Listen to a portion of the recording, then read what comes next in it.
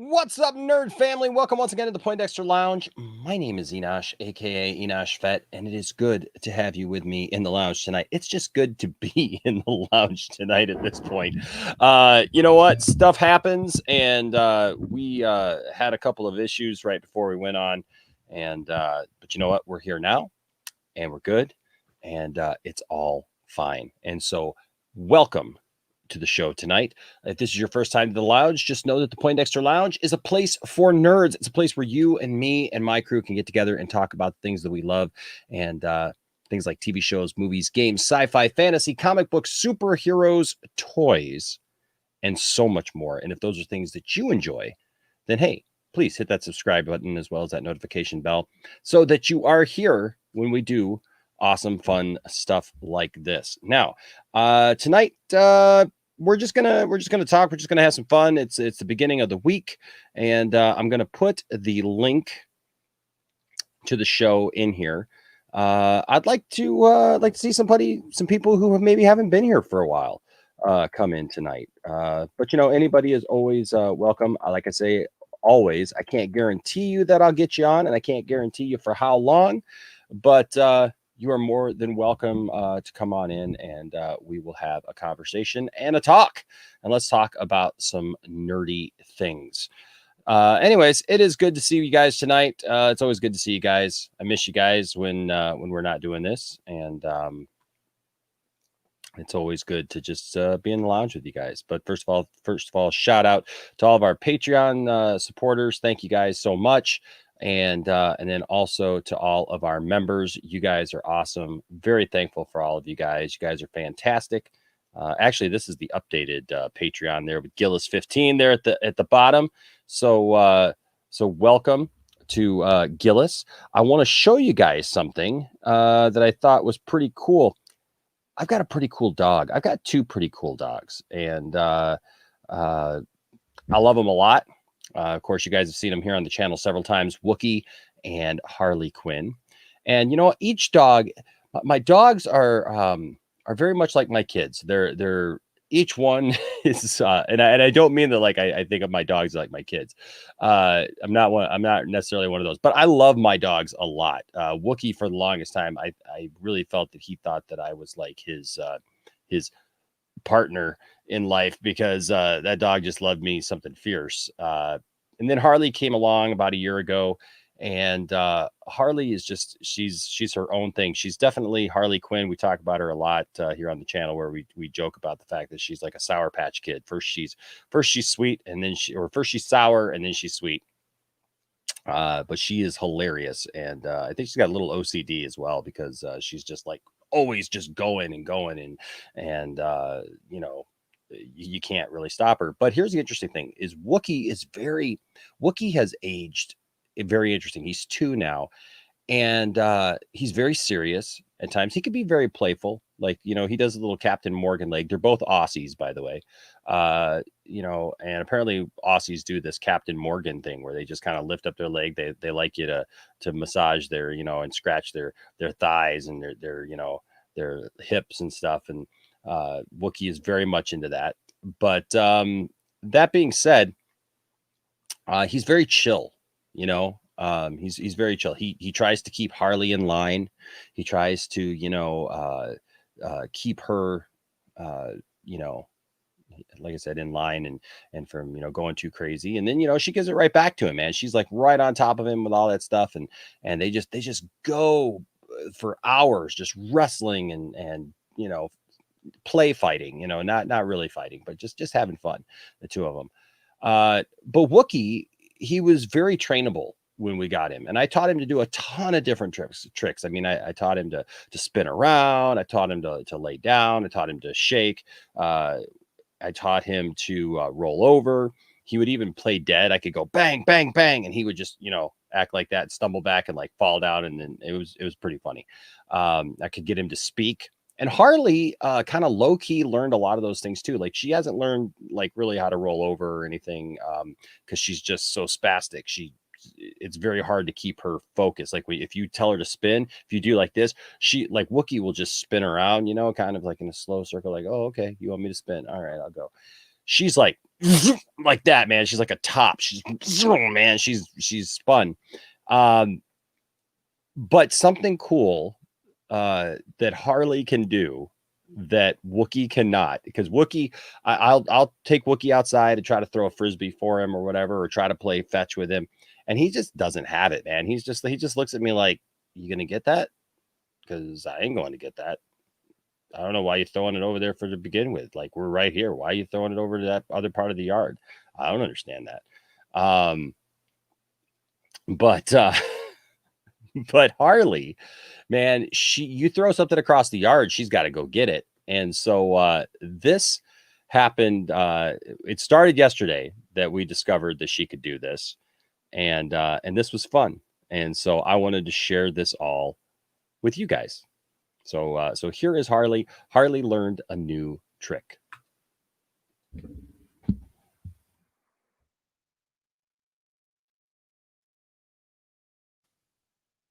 Oh, there you go. Harley can now catch a frisbee, and she's doing it consistently. And I couldn't be more proud of her. Tiffany was recording from inside the house. That's why there's no sound to that. But I'm going to show it to you guys again because I'm just super proud of her.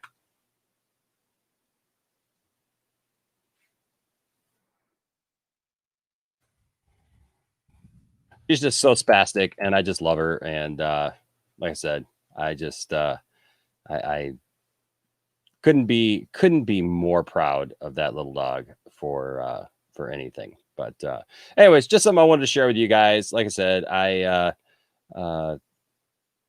you know, I love my dogs. I love my dogs, and we should care for our dogs and look after them. So once again, going to put the link in there. Just looking for some conversations from people. And I just want to talk to some people maybe who haven't been on a lot this week. I appreciate a couple people who jumped in, and I see you guys back there. But if you've been on a lot or whatever, or been a lot in the last week, we'll try to get to you later. But I do want to give an opportunity to people who haven't necessarily been in a while, and so just keep that in mind, that I'm not ignoring you, that, we're just where we're at in this. And so I want to give some other opportunities to other people as well. Okay. So tonight's topics, the couple topics that I've got, and then we'll go to your guys' thoughts. So we'll go to some call-ins and hear from you guys for sure. But tonight, there's a couple of things that I wanted to talk about that I came across. And that is, first of all, Jared Leto, as you all know, is pretty much, we know that the guy is going to be in, he's going to be in Justice League. I mean, if he's not in Justice League, I'm going to be really, really shocked that he's not in Justice League. But, it is what it is. So, we lost Rush. I was going to bring Rush in, but Amparo's jumping in. So I want to talk to Amparo because we haven't talked to Amparo in a long time, and I love talking to her. She's so full of energy, and I love her takes on stuff. And so as soon as her device connects here, we'll bring her in. But I want to talk about this Jared Leto thing, and so feel free, guys, to jump on in, and we'll talk about this together. But Jared Leto has been teasing the fact that he may or may not be in the new Justice League movie, and I'm curious what you guys think of this. Came across this, says out promoting his appearance in one of the earliest studio releases of the year, John Lee Hancock's The Little Things. Actor Jared Leto recently spoke about other projects he has coming out this year. It has been rumored that he will reprise his role of the Joker from Suicide Squad in Zack Snyder's new cut of Justice League. Of that, the actor would not confirm anything to Variety's awards circuit, but doesn't outright deny anything. He says, "I may or may not be in this." I've heard the rumors too. We'll have to let Zack Snyder confirm or deny that one.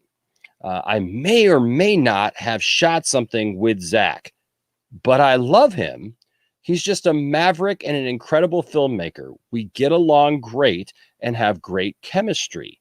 I look forward to working with him again in the future. We have lots up our sleeves, Zach and I.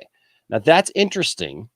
And there's a little bit more down here. But it says the latter part of the comment is telling, as Snyder's technically never worked with Leto before beyond executive producing Suicide Squad. And then it goes on to about some stuff with Wonder Woman because Snyder said, I feel like Wonder Woman's journey is our movie. In our movie is really that she's kind of the glue, a lot of the glue that kind of holds the team together. She is the dose of love that everyone kind of needs. She has a line where she's talking to Aquaman, Jason Momoa, where he has a slight sort of malice towards his people, and he's talking about it. And she says, of course, things like hate is useless. And he's like, maybe. So it's interesting because Jared Leto here is just, he's teasing this, and kind of talking like this may or may not happen. And yet he mentions the fact that,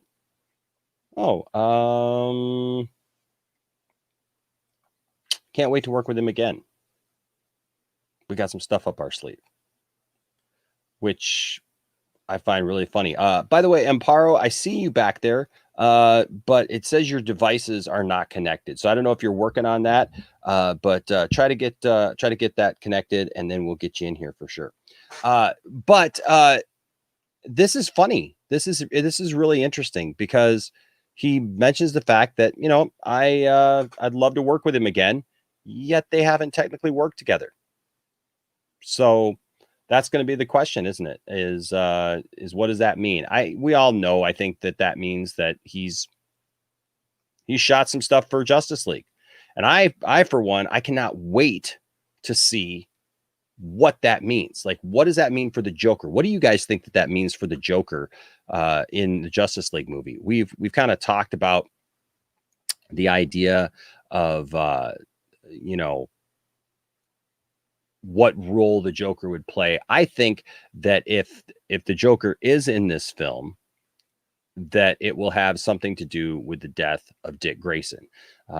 Zack Snyder has mentioned a lot about the death of Dick Grayson, and in pointing out that that is what that is who that was. So it'll be interesting to see how that works out.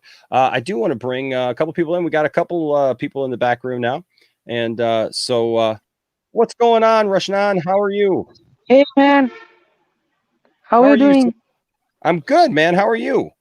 I'm actually good. Basically, I'm excited for Justice League. Basically, Yeah. so yeah. Well, that's awesome. Yeah. What are you looking forward to most in Justice League? Batman, definitely Batman.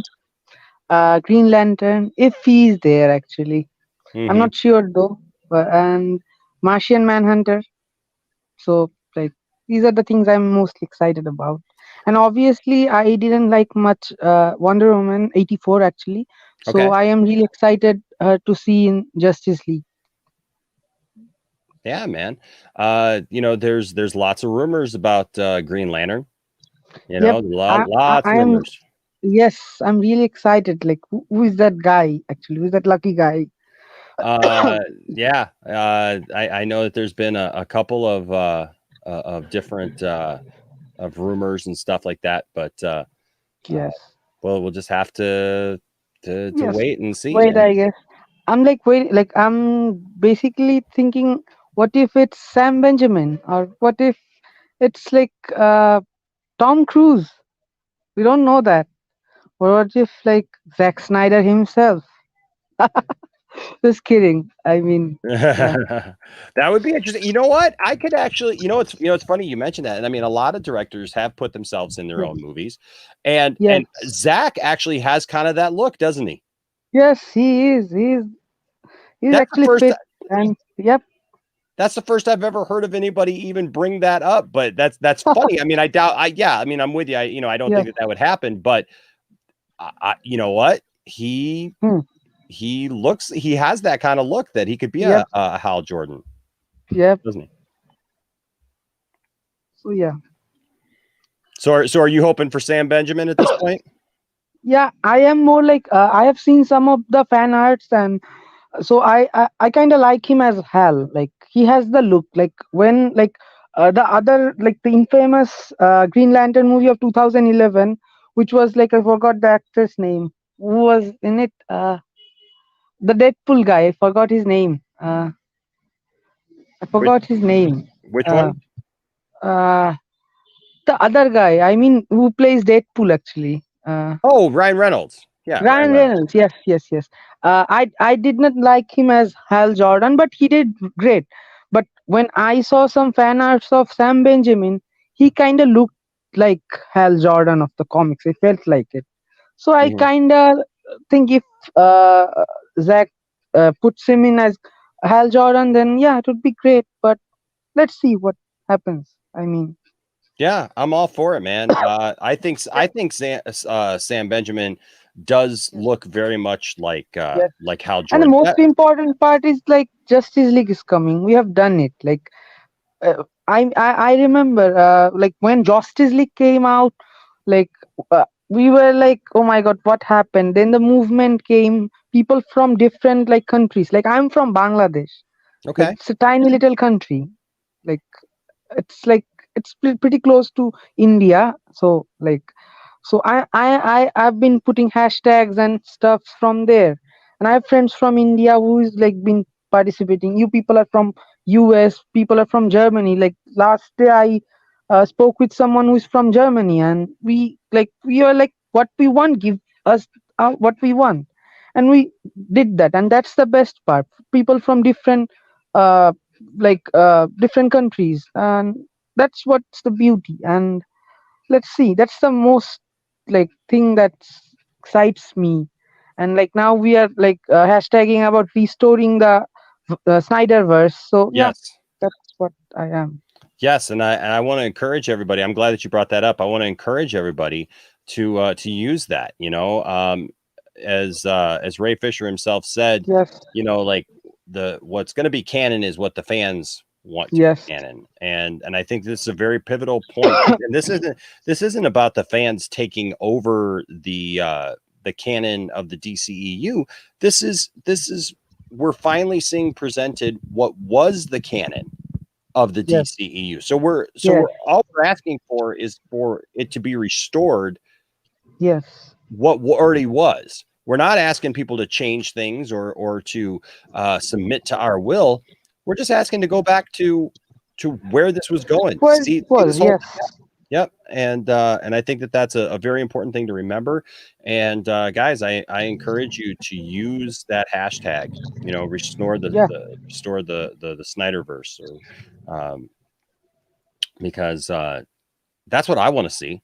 You know, that's definitely, that's the version of these characters that I like, that I enjoy, and yes, I want to see going forward. So, yeah, yeah. Now, are you interested in seeing Jared Leto reprise his role of the definitely, Joker? definitely. Like Jared Leto to me is like he did not get the chance to, like, he is a great actor and he did not get the chance to fully embrace like the character. So like, and that he will get in Justice League, and even the cut if David Ayer gets the chance to get his work done. I mean, his air cut out. So like that's why I'm really excited to see Jared Leto again. Because if you talk about some comics, like the DC's run of Endgame, Batman Endgame, Hmm. that's Jared Leto in comics, man. Like, oh my god, like Jared Leto looks the part. Like he looks perfect. And some people like complain why he wasn't like other Jokers, like his previous Jokers, because he has to be different. Because you don't want to see, like, I don't want to, like, I love like Donner's Superman, but I don't want to see that Superman again. Superman Returns did that exact mistake of putting the same Superman again, and that's why it wasn't that much successful. why we are still talking about Zack Snyder? Because he did something very different. Like I'm like 23 years old. I've been reading comics like around 10 years, and when I saw first Man of Steel, I was like nuts. Oh my god, the fuck was that? Oh my god, I have like.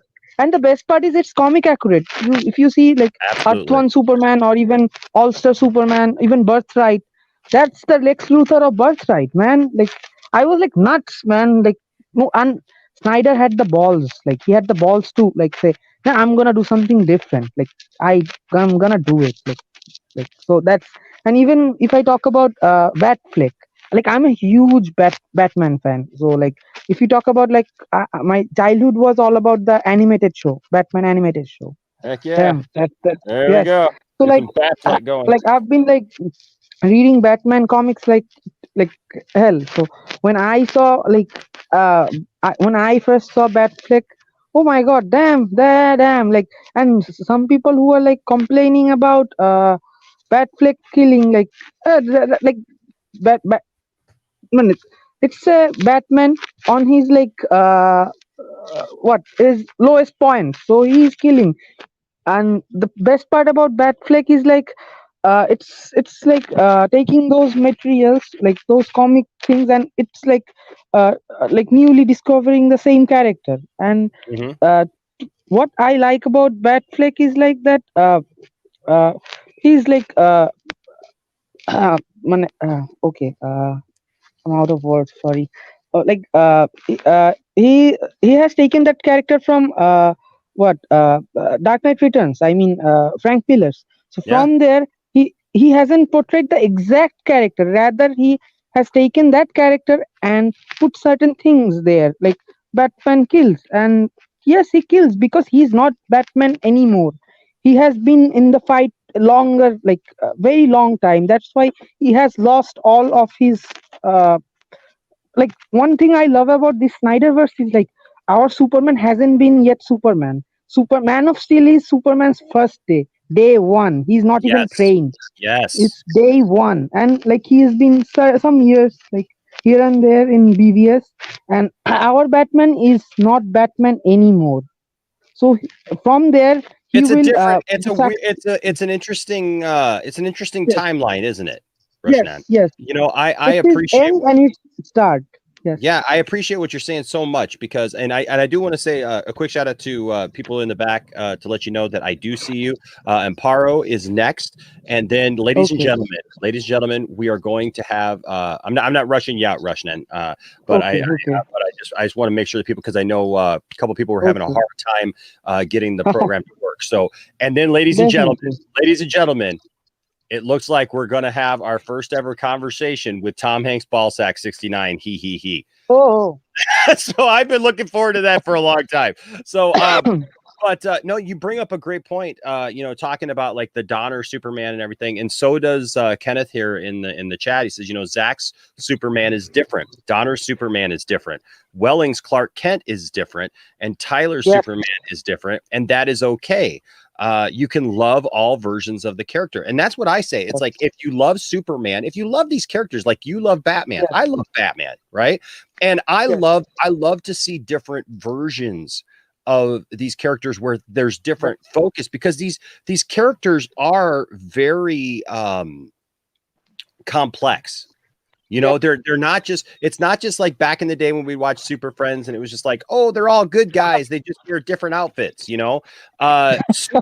Superman is very complex. That's why you can have a Richard Donner version. I'm glad you brought up Richard Leto. Donner because we're going to talk about that in a second, and I'll get your thoughts about that before we move on. But there's Richard Donner's version, which is very much kind of the very bright, hopeful, one. And then as you look down through history and you see these different people who played Superman, yeah, man, you get to Clark Kent, Tom Welling's Clark Kent, and Tom Yes. Tom Welling, even though that there's a lot of pieces there that are kind of similar Yep. to Richard Donner's version, he's his own thing. Like, that's Yep. a completely different mythos where literally Clark Kent has taken on pretty much every one of his rogues gallery before Yep. he even becomes Superman. Yes. And then, like you said, by the time we get to Brandon Routh, or not Brandon. Well, Yeah, Brandon Routh, I felt like was a step backwards, and I felt like they tried to do too much, trying to make him like like uh, Richard Donner. The Richard mistake, Donner. like yes, that was the mistake to me. But And by the time they get to this guy, by the time they get uh, to yeah, Zack Snyder's version, it was a breath of fresh air for me because it was like, wow, definitely. I'm seeing this in a completely different way. And you're absolutely right. People don't want to admit Let me this. give you like when people says that Man of Steel is not emotional or it's bland, but it's not like to me like I Love You 3000 from Avengers is cute, but the point is when I talk about You Are My Son by Jonathan, I mean his father. Yeah, That's fucking. I cried on that scene, like when he absolutely. saying that, "Can I pretend to be your son?" And he's like, "You are my son." Oh my god, like that's like something, it hits you hard. Yeah. Like, Now, I don't know if you saw this, but this was my other thing that I wanted to talk about. And here's a whole other thing where apparently they're bringing back Lethal Weapon for Lethal Weapon 5, oh which my god.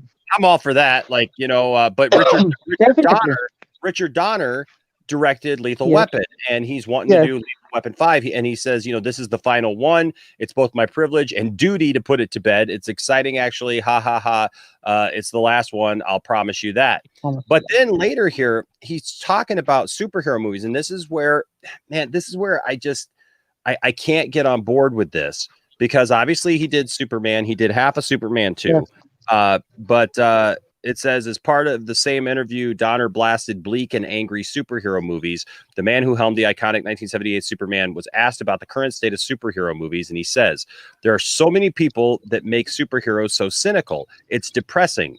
When they're dark and bleak and angry with themselves and the world, I don't find it entertaining. I think there's enough reality going on for that. We just got over 4 years of that. I think we crave the opposite. When you see it done right by my standards, it's so fulfilling.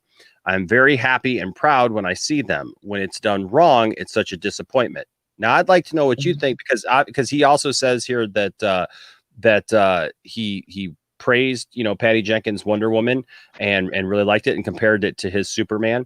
And this is all I'll say about this, and then I'll get your thought before we move on. To me, I'm kind of we've seen this kind of over the top, kind of cheesy superhero, Yeah. thing for quite a while. And like I liked Wonder Woman 84, and I was not against seeing the colors and the fun and the cheesiness of it. I loved all of it. But I'm also at a point where I'm ready to see, we've seen enough of that with Superman. I want to see a more grounded Superman. I want to continue to see a more grounded Superman for a while. I definitely want to continue to see a darker Batman because I don't want us to go back to just being a cheesy Batman. I want a nice, gritty Batman. And I want to see these characters have to deal with real life problems because otherwise it's not entertaining to me. It's boring. If they're not having to overcome real life situations, what's the point?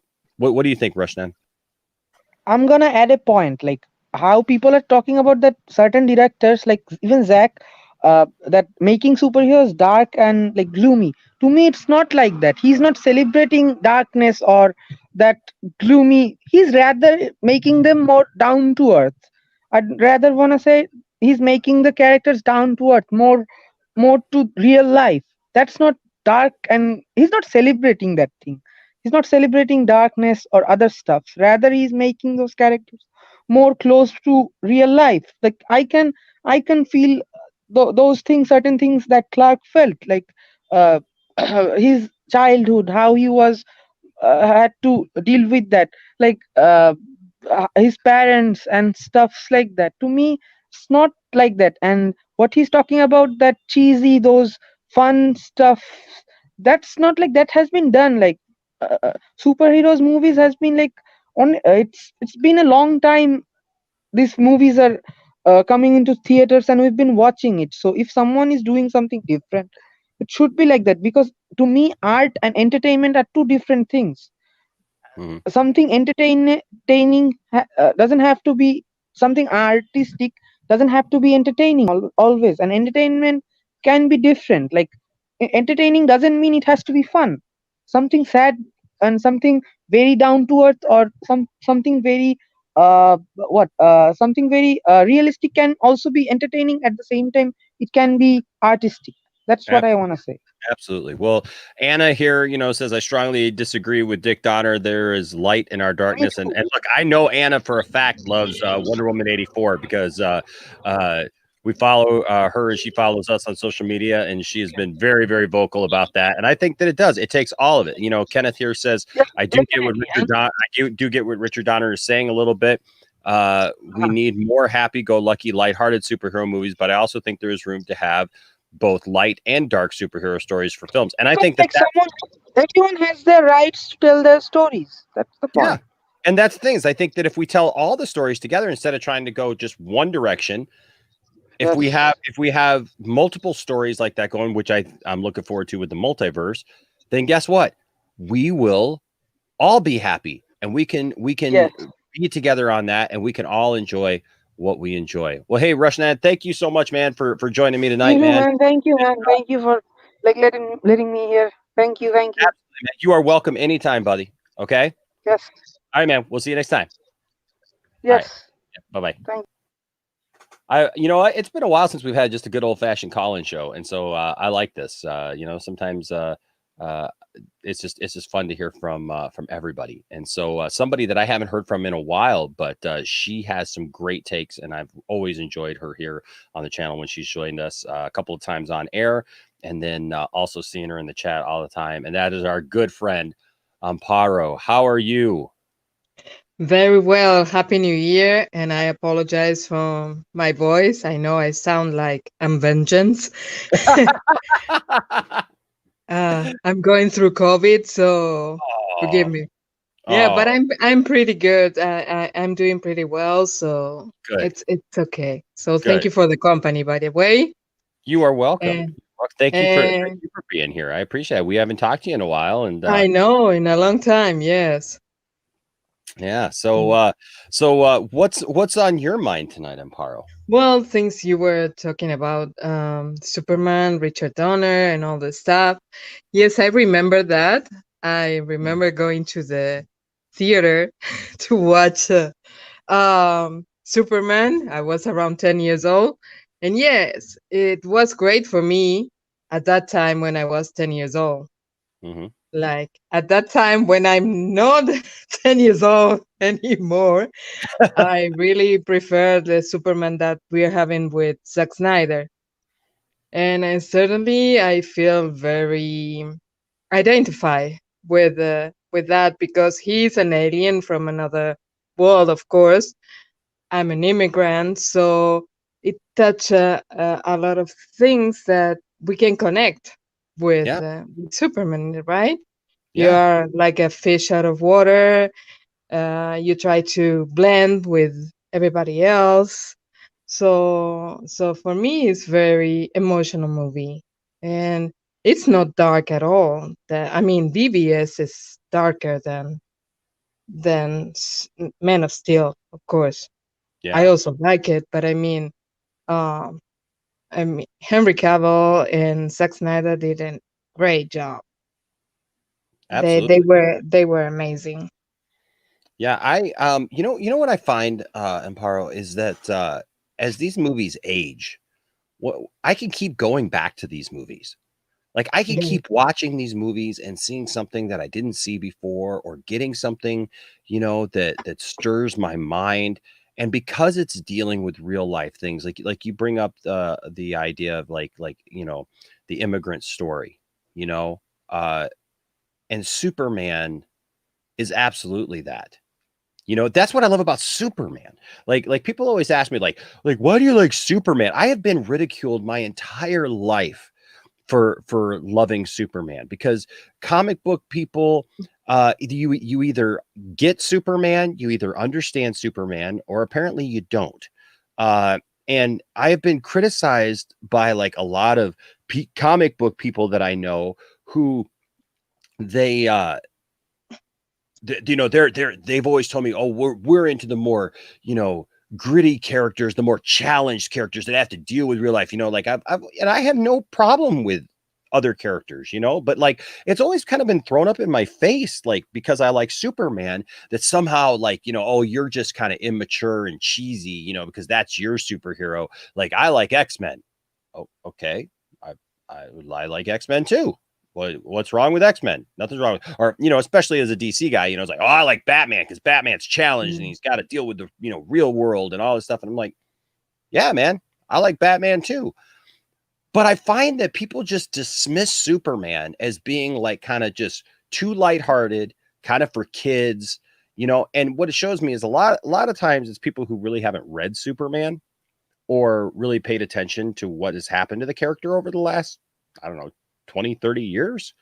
And the ins and outs that he's gone through and the challenges that he's gone through, because Superman is a very complex character.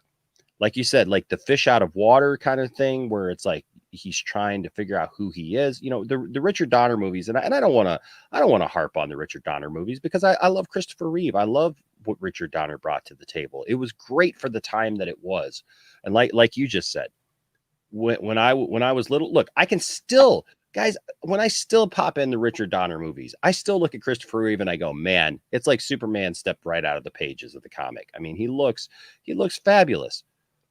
But Yes. but when I watch that, I'm wanting a certain feeling from my Superman movie, right? I want the nostalgia of it. I want the brightness of it, and that's fine because sometimes I feel like that. But then when I want to see a Superman who is actually facing challenges and problems that I feel like could get the best of him, and I think that's the thing, right? It's like I when I watch the Donner movies, and well, the Donner movie and the half a Donner movie, or if you watch the Donner cut, or Christopher Reeve Superman in general, you never get a sense that he's really gonna lose. No, and for me, what happened is that I enjoy the movie. As I said, I was younger. I Yeah, enjoy the movie. I have fun with the movie, but it's not a movie that you can connect, that you yeah, can really feel like empathy with the character, like you do with Man of Steel. It's like I understand what you're going through. hmm That's what I feel with Man of Steel. It's like for another age. yeah. You have to be more mature to understand Man of Steel. Yeah. Well, and like there, and that's not to say that there aren't challenges presented in the Donner movies, because there are. I mean, Clark, but I mean, a lot of them are surface level. There's a few things there. A lot of them are surface level. Like for example, like Yeah. Clark loves Lois, yet Lois loves Superman. And one of Clark's biggest challenges in those movies is trying to get someone to notice him and love him for who he is, which is, I don't want to downplay that at all, because that is a struggle. But like Yeah. you even though it's not Richard Donner's movie, I love Superman 3 because it shows that like Clark goes back to Smallville and Lana loves him just for being him. Lana doesn't care if he's Superman or whatever, and it's evidence because by that time Superman has kind of trained himself because of being around Lois, and Lois being so in love with Superman that everything revolves around his superpowers and what he can give her, what he can do for her. And yet in Superman 3, Clark tries to give her a diamond ring and say, well, Superman, made this for you and stuff, he hoped you'd like it. She goes, oh, well, thank you. Make sure to thank Superman, but Clark, you're the best, and that's kind of one of Clark's struggles in those movies, is that he's struggling to feel wanted, and that's Clark's problem overall. Clark is from a different time. He wants the best from people. He was raised right, and yet he struggles with not really fitting in with humans and not really fitting in with his Kryptonian heritage either. So he's kind of in the middle, and he's locked in this battle. And yeah, I really love what you have to say, Amparo, about the immigrant side of it. I mean, and what that Yeah. means to you. And I watched Wonder Woman 1984. Hmm. And I didn't like the part, uh, the 80s part, the mall part. That Okay. it was too cheesy. Okay. And for me, I mean, I know she likes Richard Donner, she enjoys those movies. That's great, but I think that scene, it was like, I mean, those thieves were very cartoonish. I think the store was like a black market store where they have such a huge treasure, like the Dreamstone, and it was right there by the mall where Yeah. anybody can steal it. It was like too cartoonish for me. Well, in all fairness, it was in the back. That was kind of the whole point, was they were running that operation out of the back of a mall jewelry store, which I think was kind of the point, was that was their cover, you know, uh, because it would be unsuspecting. People wouldn't normally think, oh well, the jewelry store at the mall is dealing in antiquities, So, but I don't take away from what you're saying there, and that's the beauty of it. Like even Renee Valdez here says, I can connect with Donner's Superman more than Snyder's. Yeah, everybody's different. For me, it was Everybody's more different. Snyder. For other people, it depends of your life experience, right? Yes. My life experience connect more with Man of Steel. Others will connect more with Donors or any other comic character, right? Hmm. And but with Wonder Woman 1984, I have that, and I think that they could bring Steve Trevor in another way. I mean, it was a magic stone. They didn't need to use like another person, another body as a vehicle. It's not that I think that she raped the guy or anything like that. I think that Sure. that is foolish. But I think it wasn't a need for that. And besides, if you have the guy, you're using his body, his home, his clothes, but you cannot use his passport to travel because you say you don't have a passport. It's like, Yeah. Well, honestly, there's a lot to see now. There's an interesting life experience too, because a lot of people, they don't.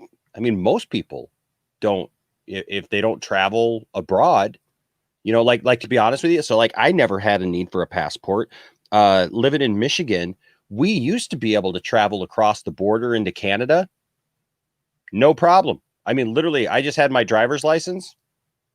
No problem. I could go across the border. And I know you live up in the north in the yeah, northwest.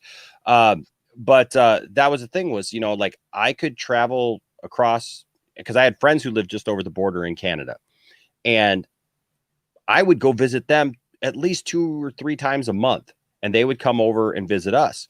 And never got questioned. I literally just showed them my driver's license, and got over, no problem. So I never needed a passport. Like I didn't have that.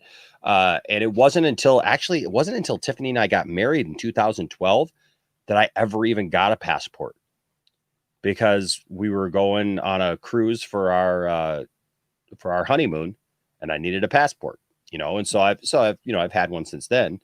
But and then also the rules changed, obviously, in the last few years, where now you can't get over. Well, right now, obviously, you can't even go over the border uh, mm, between here and Canada, but without special circumstances. But uh,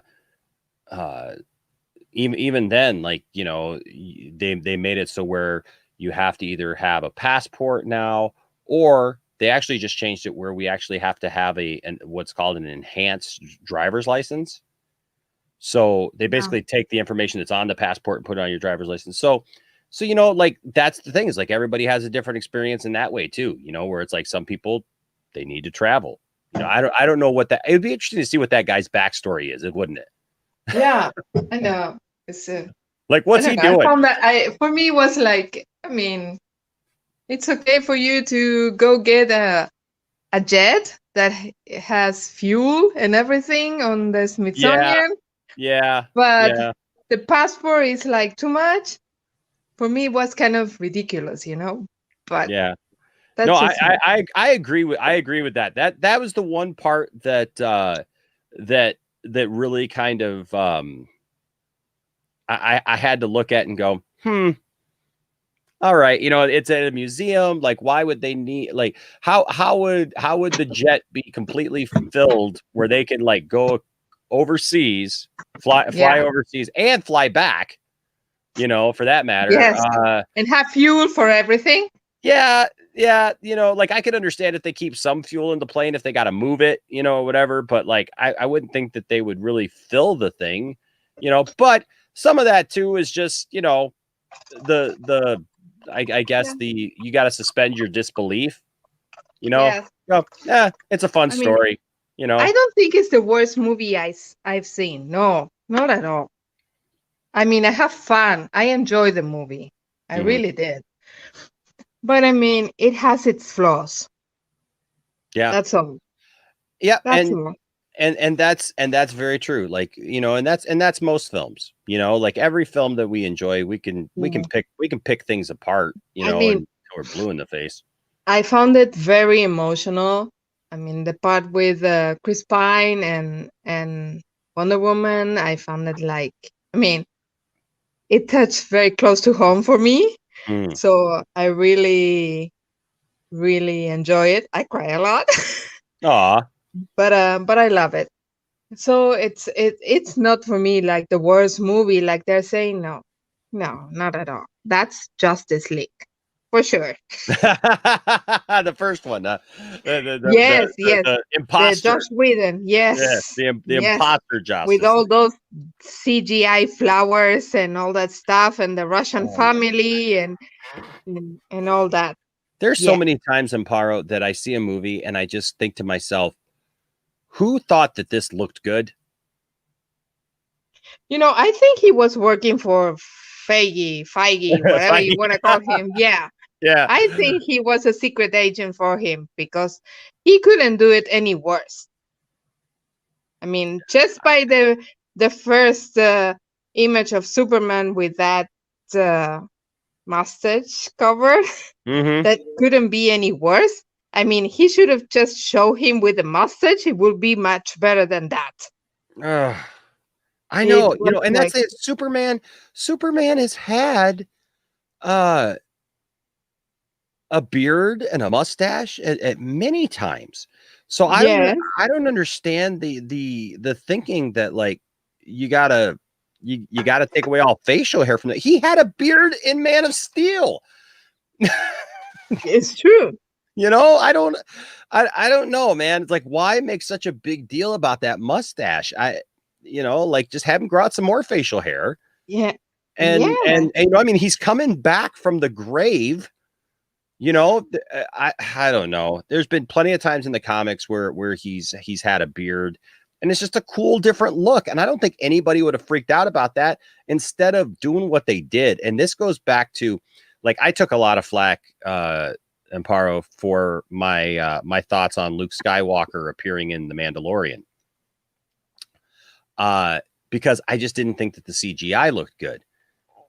Because I feel like we're at a point right now with technology that, like, there's literally people, like, after the Luke Skywalker thing happened, and like I was excited to see Luke Skywalker, but yeah, it took me out of it. It was like I was excited to see Superman in Justice League as well, but when like his teeth are showing and he looks like Fire Marshal Bill, because his lips way up here, yeah. it's like I don't get that. Like, it takes me out of it. And that's kind of what happened with Luke Skywalker. Like, especially when there are literally people who are doing it like in their basement, like, with like they don't have millions of dollars at their disposal.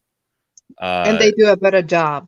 They do a better job. There was deep Yeah. fakes of Luke Skywalker that looked better. I've seen deep fakes of Henry Cavill that looked better. So it's almost like Man. you have to ask yourself, like, who okayed this? Like you were talking about the flowers and stuff, like with the Russian family and all that stuff in Justice League. It's like, what am I looking at here?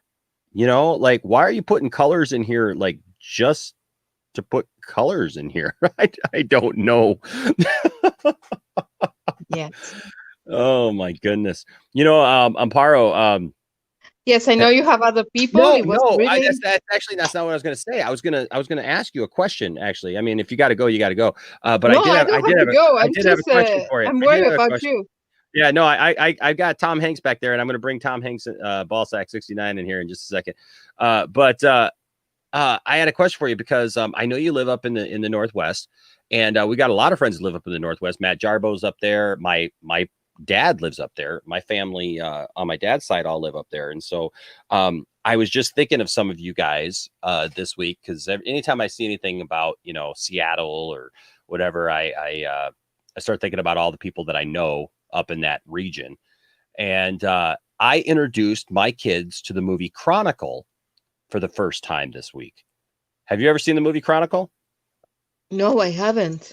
Oh my goodness. So I'm going to give you some homework, Amparo. All right, I will. You got to watch since you're home alone. Maybe you can find. I mean, yeah, we watched it. Where did we watch it? It's on HBO Max actually. So Oh, if you okay. have HBO Great. Max, it's right Yes, there on I HBO Max. do. You know what I I'm do. finding? HBO Max has a lot of great content. And Like have you watched The Alienist? the what? Alienist? No. It's a series, a TV series Okay. that is 2 seasons. I think it was on TNT and now it's on HBO Max. It's Okay. really good. Take a Yeah, look. we have watched so many things. We just finished finally Doom Patrol season 2 tonight. Yes. Which I really enjoyed season 2 a whole lot more than season 1. But then we've watched The Flight Attendant. Have you watched that? No, I Oh, haven't that's watched super The good. Flight Attendant. It's like a murder mystery thing. It's pretty cool, and it's got Kaylee Cuoco, who does the voice of Harley Quinn in the Yes, Harley I Quinn know. version. Yeah. And it's got Rosie Perez in it. So I mean, that's a great show. We finished that. We finished Raised by Wolves, Yeah, which is Razor another great show. is amazing. I really enjoyed that one. Mhm. And next, we're probably going to watch Lovecraft Country and Watchmen. But I was going to tell you, watch Chronicle. Chronicle is a movie that came out. When did it come out? Like 2010, I want to say. But 2010, 2011, it might have been. It's somewhere right in there. But it's a great movie. It was done by Josh Trank, who, don't hold this against him, he was the one who did the last Fantastic Four movie that everybody, Yeah, I know hated. yes. Yeah. But I he didn't was like it, but it's okay. Yeah, I mean it's okay, but this is not representative of that. Plus he was good, he was supposed to do a Boba Fett movie. But unfortunately his Fantastic Four movie and some of his he acted kind of crazy off screen. There was a big story behind all that. But I say that because this movie, it's got Michael B. Jordan in it. Mhm. And it's got, I can't remember the guy's name right now, but he played he was in Spectacular Spider-Man, or is that Spectacular Spider-Man? Yeah, with Garfield, and he played Green Goblin. So it's the guy who played Green Goblin in that, which that wasn't very good either. But don't hold that against him, because it's about 3 guys who find, like, we don't know if it's an alien ship or something like that, and they end up with like superpowers, but it's all like found footage, right? But it Okay. takes place in Seattle. Okay. And it is fabulous. It is so good. Like the boys were all just like riveted to it. I've seen it, a few times, but it's such a good movie. It's one of my favorite films, and it takes place in Seattle, and it's like superhero stuff. I really wish that they had made a sequel to this movie. Well, if you all watch it, maybe it will be a sequel. We Yeah. have to fight for it. You know how things work now. Oh yeah. People even in the chat, saying, yeah, Chronicle is worth a watch. It's a good movie. It really is a lot of fun, and Okay, yeah. I watched the Chronicle and you watch The Alienist. Oh The yeah, I will. series. I definitely will. I definitely It's will. We'll put that on our with list. Luke Evans, the one that Okay. did Dracula Untold. Okay. Remember? Yeah. It's pretty good. Okay. It's a little bit gory, but it's really good. Well, Take a look at it. we'll definitely put that on our list for sure. And then and when you watch Chronicle, make sure to come back in, call in again, and we'll I'll talk let you about know for what sure. you think Now of it. that I have nothing to do because I'm home with the COVID, Yeah. I'm gonna watch it. Good, good, good. Yeah, there's lots of I know even here the Truth 31 says, yeah, the Batman the Animated Series has been Yeah, added. ooh, Oh yes. my gosh. Ryan says Close Enough and Infinity Train are on Just HBO Max. one question. Did you watch the Young Justice League? The Young. So you know what? So here's the thing. I keep wanting to start that show. I watched parts of the first season when it was on, but I never finished it. And so I never got really heavily into it. And I know there's a lot of people who were really excited about them adding that and continuing it. I want to because I know so many people who are into it. It's pretty good. I didn't expect that. I mean, I watched it because I have lots of times right now, and Mhm. I watched it and I said, "Wow, this is pretty good. I didn't expect it to be that good." So that's another one. Yeah, well, Rush here totally agrees with you. Says Young Justice is masterpiece. It's pretty good, really. And they're doing the fourth season, I think it is. Hmm. So yeah, Hmm. Well, keep an yeah, eye on that. yeah. It's one of those things. Like, there's so much good entertainment out there that it's like it's hard to get to it all sometimes. I know, and they have one of the most legendary IP, which is Warner Brother. It has so much. Yeah, yeah. Even There's the so much classic good stuff. movies they have, they're amazing. Yeah, I wish that the interface was a little better. Like I still have yet to find a streaming service that their interface is just good, where it's like you can find stuff really easy. Like that's one of the things that I think about it is that like with HBO Max or Disney Plus or all, these streaming services, like you get into it and then you're finding stuff you didn't even realize was there because they don't do a good job of actually showing you the stuff because they're only showing you the stuff that they want to promote. I know, and that's what happened to me with the Alienist. Is Yeah. was a friend of mine told me about it, and I was just looking at it. I mean, without writing the name, right? Yeah. So to see if it's pop up, and it didn't. So it until I wrote the name Yeah. and I got it, but it didn't show up, not in the series or nothing.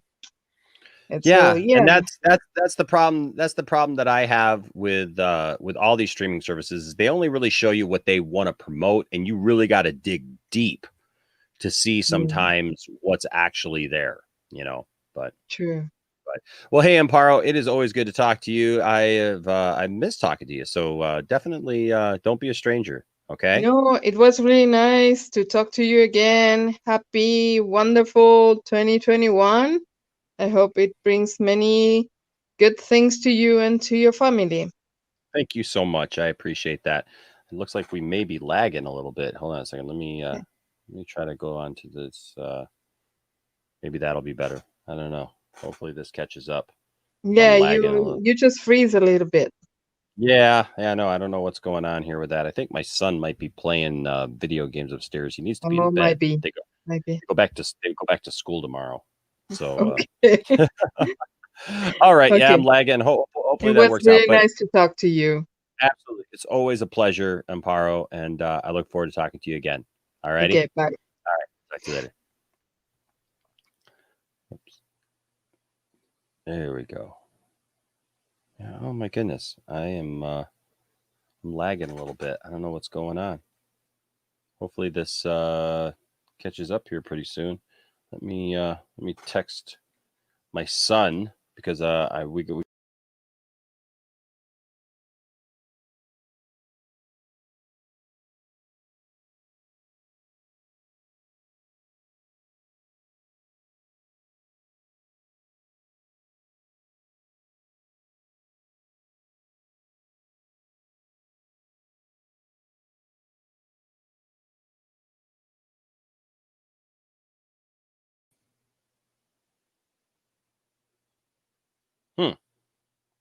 Okay. Well, I guess I'm back. I don't know what happened there. Okay, so we didn't lose anybody in the back, so we're good still.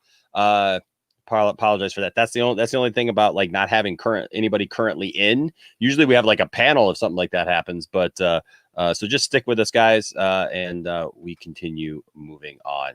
Well, next we have somebody that I have looked forward to talking to for a long time. Has been a supporter of the channel, and it's always great to have him on here. And I love his screen name. I love he brings a smile to our face every time, and that is, of course, Tom Hanks Ballsack 69. He. Let's bring him on in here. What's up, Tom Hanks Ballsack 69? Hey man, can you hear me? I can hear you. Yes, sir, I can. Awesome. Thank you so much, Enosh. Obviously, as you can tell, I've been, a long time supporter, fan of the show. Appreciate it. Appreciate you taking the time to talk to me tonight. Really, and man. I just want to, I also just want to say congratulations. First of all, I think I don't know if I already said this or not, but I know it was like a couple of weeks ago or so now that you interviewed Ray Fisher. Yeah. That was just very rewarding on so many levels for me too, because obviously you've been a long time supporter of him. And, he took notice of that, and it really paid off, and I was very, very happy for you, man. I just want to say that from the bottom of my heart, I think, you're definitely an inspiration to people who, want to do sort of something very similar. And, I do appreciate the fact that, you've definitely come a long way. And that's awesome. So. Well, I really appreciate that, man. Thank you so much. I really appreciate you saying that, because that's the thing, man. It's like, we were nothing special. We're still just doing what we do, and the thing is it is a testament, I think, to the fact that if you believe in something and you put it out there, and even if you have opposition, you still, stick to your guns, like even some of my best friends, I've had side conversations with them. They're like, well, do you really, what do you really think about this? Do you really, believe this? Do you really think it's like, yeah, this is what you get. Like, this is who I am. I was just talking with somebody today about how, like, there's people who it's like they develop these characters when they're online, of who they are or whatever. And this is just me. This is who I am. And so, man, I appreciate that, man. I really appreciate the support, and I really appreciate you saying that, and taking notice of that, because that's what we set out to create here at the channel, was just a place where everybody could just come together, feel, empowered, feel like we care about them, because we do. And then we could just have these kind of conversations and, have a good time, man. And a lot of people are happy to see you in here finally. A lot of people in the chat are like, hey, what's up? It's Tom Hanks. Yeah, heck yeah.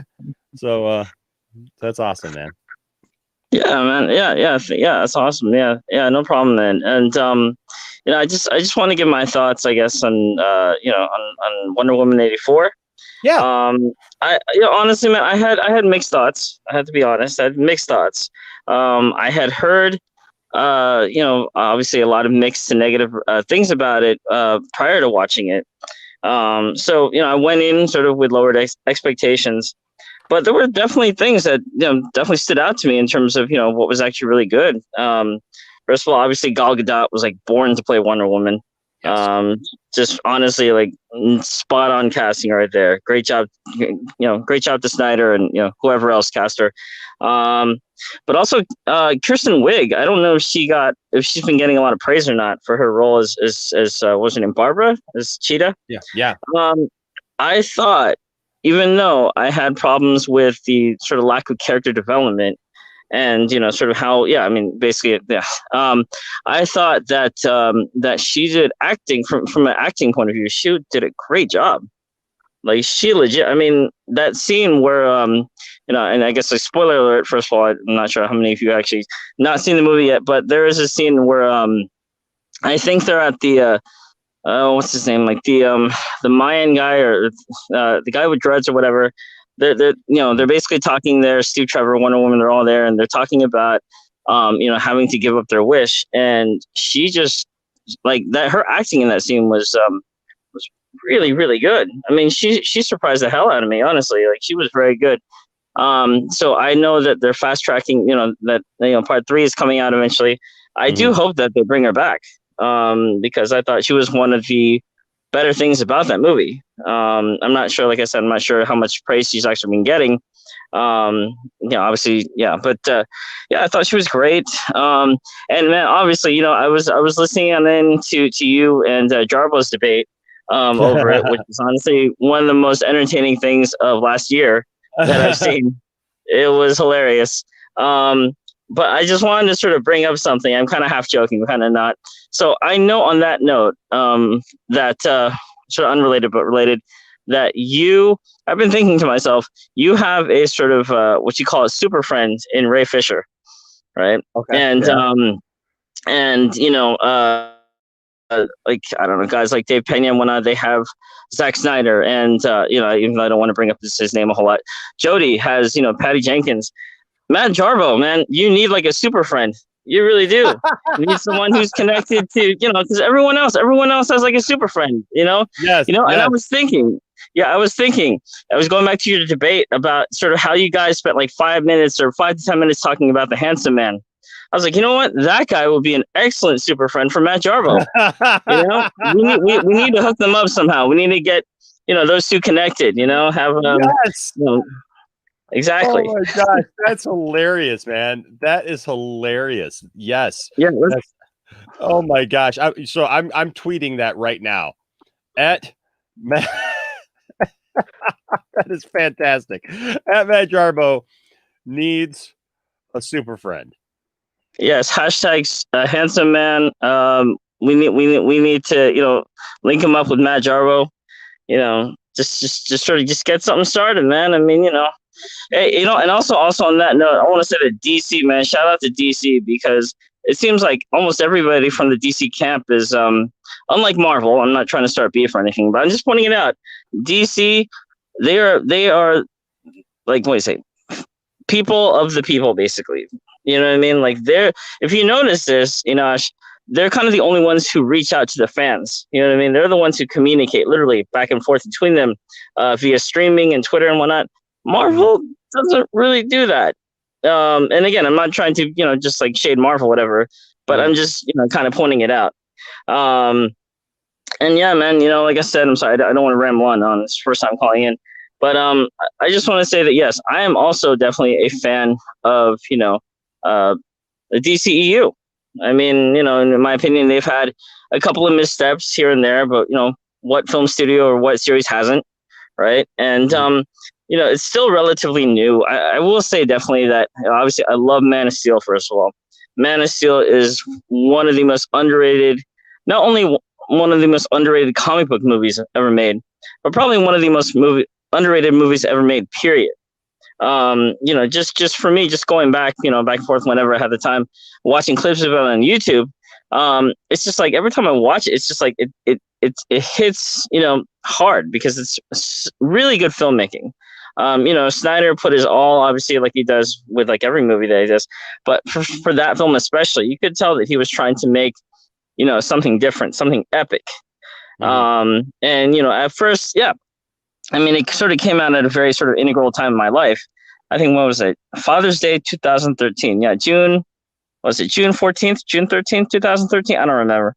But yeah, I honestly, man, I love watching that movie. I do. I love watching that movie. And yeah, absolutely. And I want to say this too about, Richard Donner's comments and whatnot about light versus dark. I mean, obviously, he was the one who, directed the masterpiece and the Superman, the motion picture, Superman the movie, back in the 1970s. But I want to say this too. He's sort of, obviously he's like an older gentleman. You know what I mean? He's sort of, I don't want to say he's stuck in his ways. You know what I mean? But I want to say, yeah, I mean, the guy's what, like in his 90s now? Like, he's just probably like a little bit, maybe a little bit stuck in his ways from a different era. Yeah. And hey, man, like, I love his movies. I love, for sure. Those. Yeah, exactly. But I also love Zack Snyder's Superman. And I'm just, yeah, like the caller in before me said, I'm glad that we have both. I'm glad that we have one that is probably considerably a lot more lighthearted, obviously from a very different time period, but also, a more recent one, which is a little bit more grounded, obviously a lot more darker, a lot more serious. And man, every time I say that, I have to say, Man of Steel, man, I effing love that movie. It is really great. It is really good. It's Henry Cavill, man. Man, if anybody got the short stick in terms of like Hollywood and whatnot, he did, because that role was his. That role should have been his. Obviously we don't. It's all up in the air right now. We don't know what the heck is going on. Whether or not WB is going to come out with a press statement saying, "Hey, guess what? We're totally going in a new direction," and it's not Cavill. But I hope that Danny Garcia does her magic and that he is coming back. Because hey, man, Man of Steel, not just Man of Steel, BVS, really underrated movie as well. Absolutely. But even more polarizing, even more divisive. And even I can say, hey, I love that movie, but even I can say that movie does have some problems. Honestly, the scene with Lex Luthor and the Jolly Rancher will definitely haunt my dreams forever. But you know what? That's a creepy, so for me, watching that scene, it's such a creepy moment. You know what I mean? Yeah. Where it's like Lex Luthor puts a Jolly Rancher in your mouth. Yeah, like some people may say, well, it's cringy or whatever, but I think that it's purposely played that way for it to really just kind of make you feel uneasy. And I think that there's some things like that yeah, if you just look at it, like if you just cut that scene out and you just go, well, why in the world did they insert this? It doesn't make any sense. But if you look at it, I think in the way of like, it's Lex Luthor being cheeky with this, because what is that guy in the movie? What is he, a senator, or he's no, he's on the commission for something, because he has access to all of the Kryptonian ship and all that stuff, right? Yeah. To the government. And it's basically Lex Luthor's way of disrespecting him, of showing him like so much disrespect to like shove it. Because if I just came up to you and I got enough power to put a Jolly Rancher candy in your mouth and you don't have the balls to stop me, that shows a power move right there. Yeah, no, absolutely. I completely agree. Yeah. So that, that part of it, like I totally get what you're saying. That part of the movie just has always intrigued me, because it's like it makes you feel uncomfortable to think, because like, look, nobody feels comfortable with having somebody go up and put anything in their mouth. You know what I mean? Like just putting, candy in your mouth or anything else. Like if you just walked up to me and did that, I'd be like, dude, but like that guy, he's a government official. And he doesn't feel that he has enough about him to just look at Lex and go, "Hey, don't try to do that to me." It's interesting. Right? Yeah, absolutely, absolutely. Right, and that movie just ages. Both of those movies age so well, man. Both of those movies age so well. But 100%. Do you believe, Enosh, that we will be getting a reboot or Man of Steel 2 after all these years? So that's a good question. I really feel, and maybe it's just my hopes, but I really feel that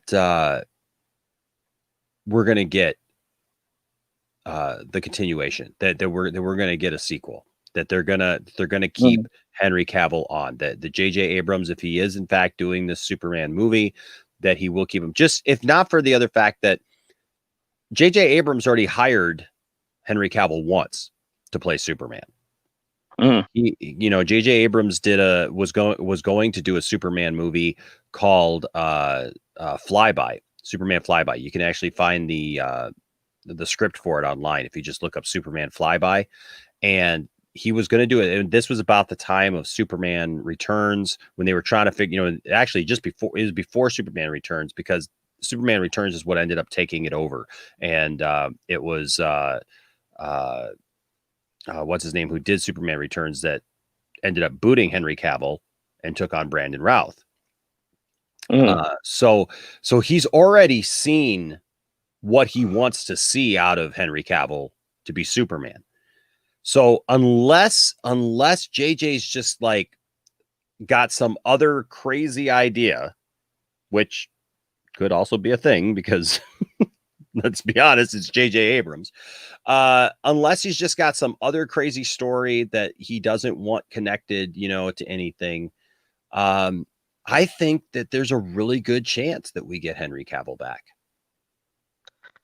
Yeah, right on, man. Honestly, I hope that we do. I really hope that we do. I really hope so, man.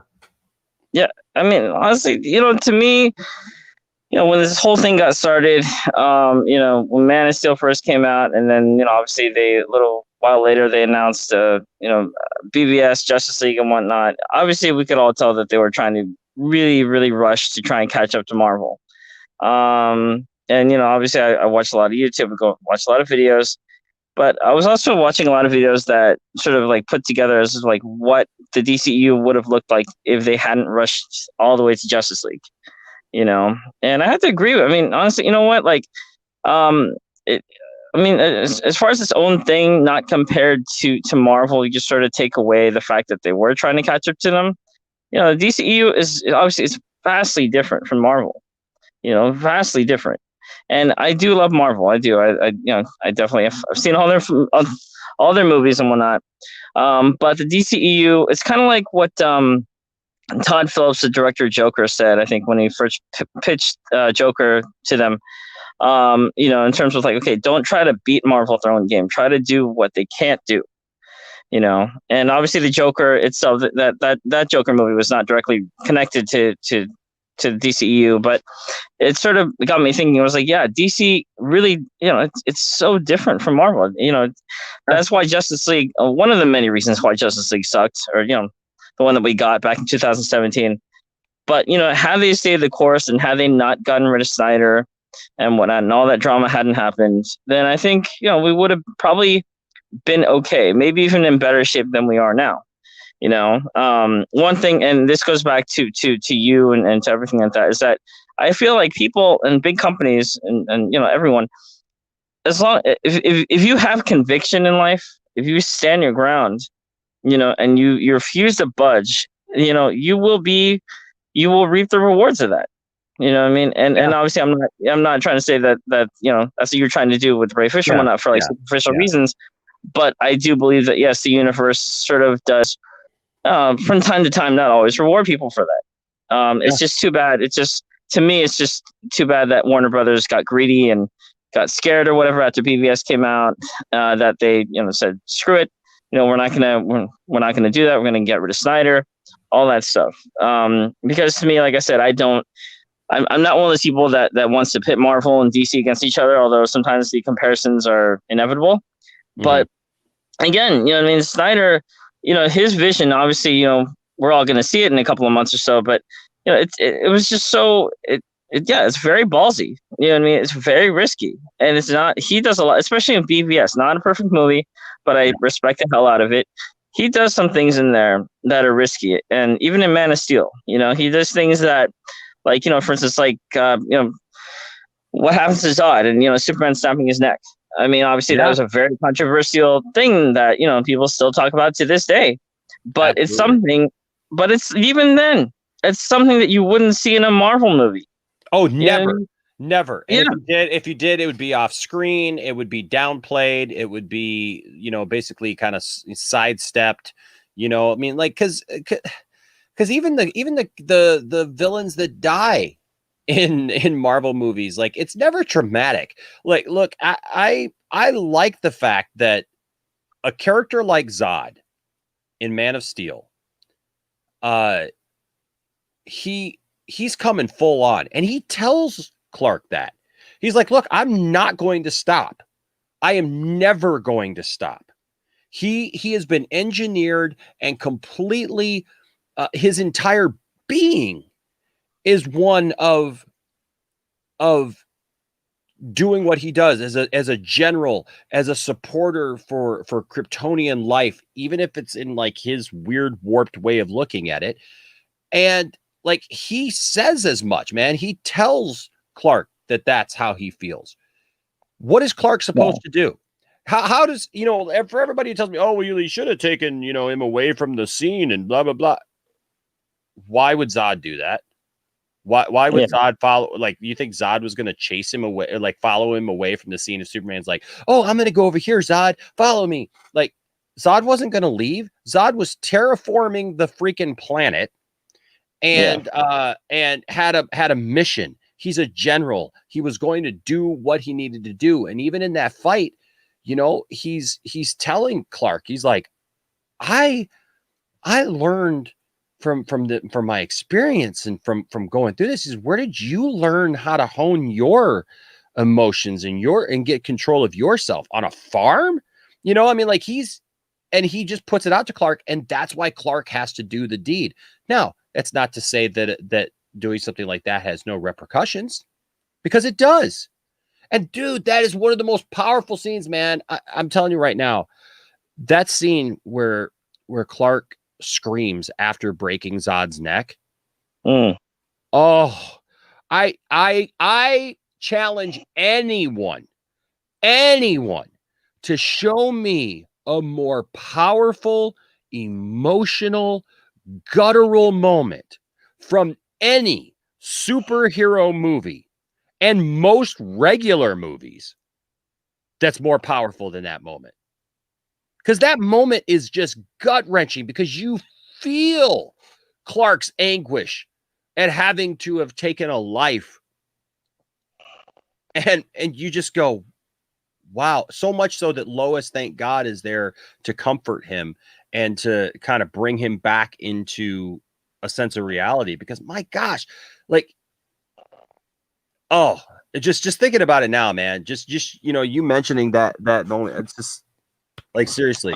I agree with exactly. you. I agree with you. Man of Steel is just a masterpiece. It's a fantastic movie. And that's why I walked out of that movie like thinking, oh, it's happened. It finally happened.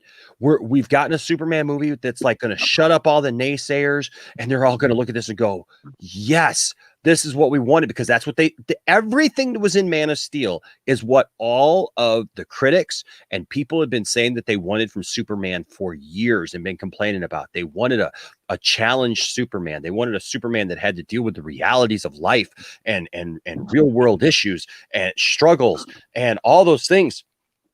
And then the next day, I'm going on Facebook and stuff. It's 2013. I'm going on Facebook. I'm going on different places, and people are like, this movie sucked. I didn't get it at all. Like, like, why is he acting this way? Why isn't he like Superman in Christopher Reeve? And what, they didn't even play the Superman theme from that. I'm like, are you kidding me right now? Like, that's what you're worried about. Exactly. You know what? I want to say this too, to like all the haters of that movie. What do you people want?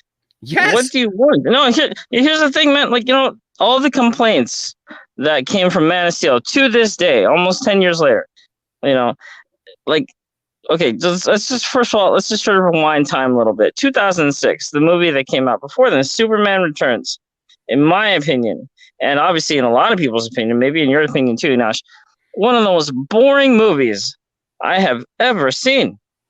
And obviously that's not just completely shade Brandon Routh and Bryan Singer. I think they're both very talented, but my God, man, like, honestly, I've seen a lot of movies. That was one of the few that I almost fell asleep in. Like, you know what I mean? And then read the reviews of that movie. Oh, boring as hell. Superman doesn't hit anybody. Yes. He doesn't throw one punch. What the hell is going on? 7 or 8 years later, Man of Steel comes out.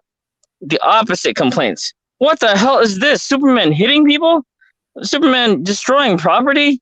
Lots of people think, what do you people want? What do you want? Dude, for lack of anything else to call you, Tom Hanks ballsack, dude, that's what I've been saying. Like, as a Superman fan, I seriously, I don't get it. I don't think anybody knows what they want from Superman anymore, because I've said made the exact same arguments that you just made.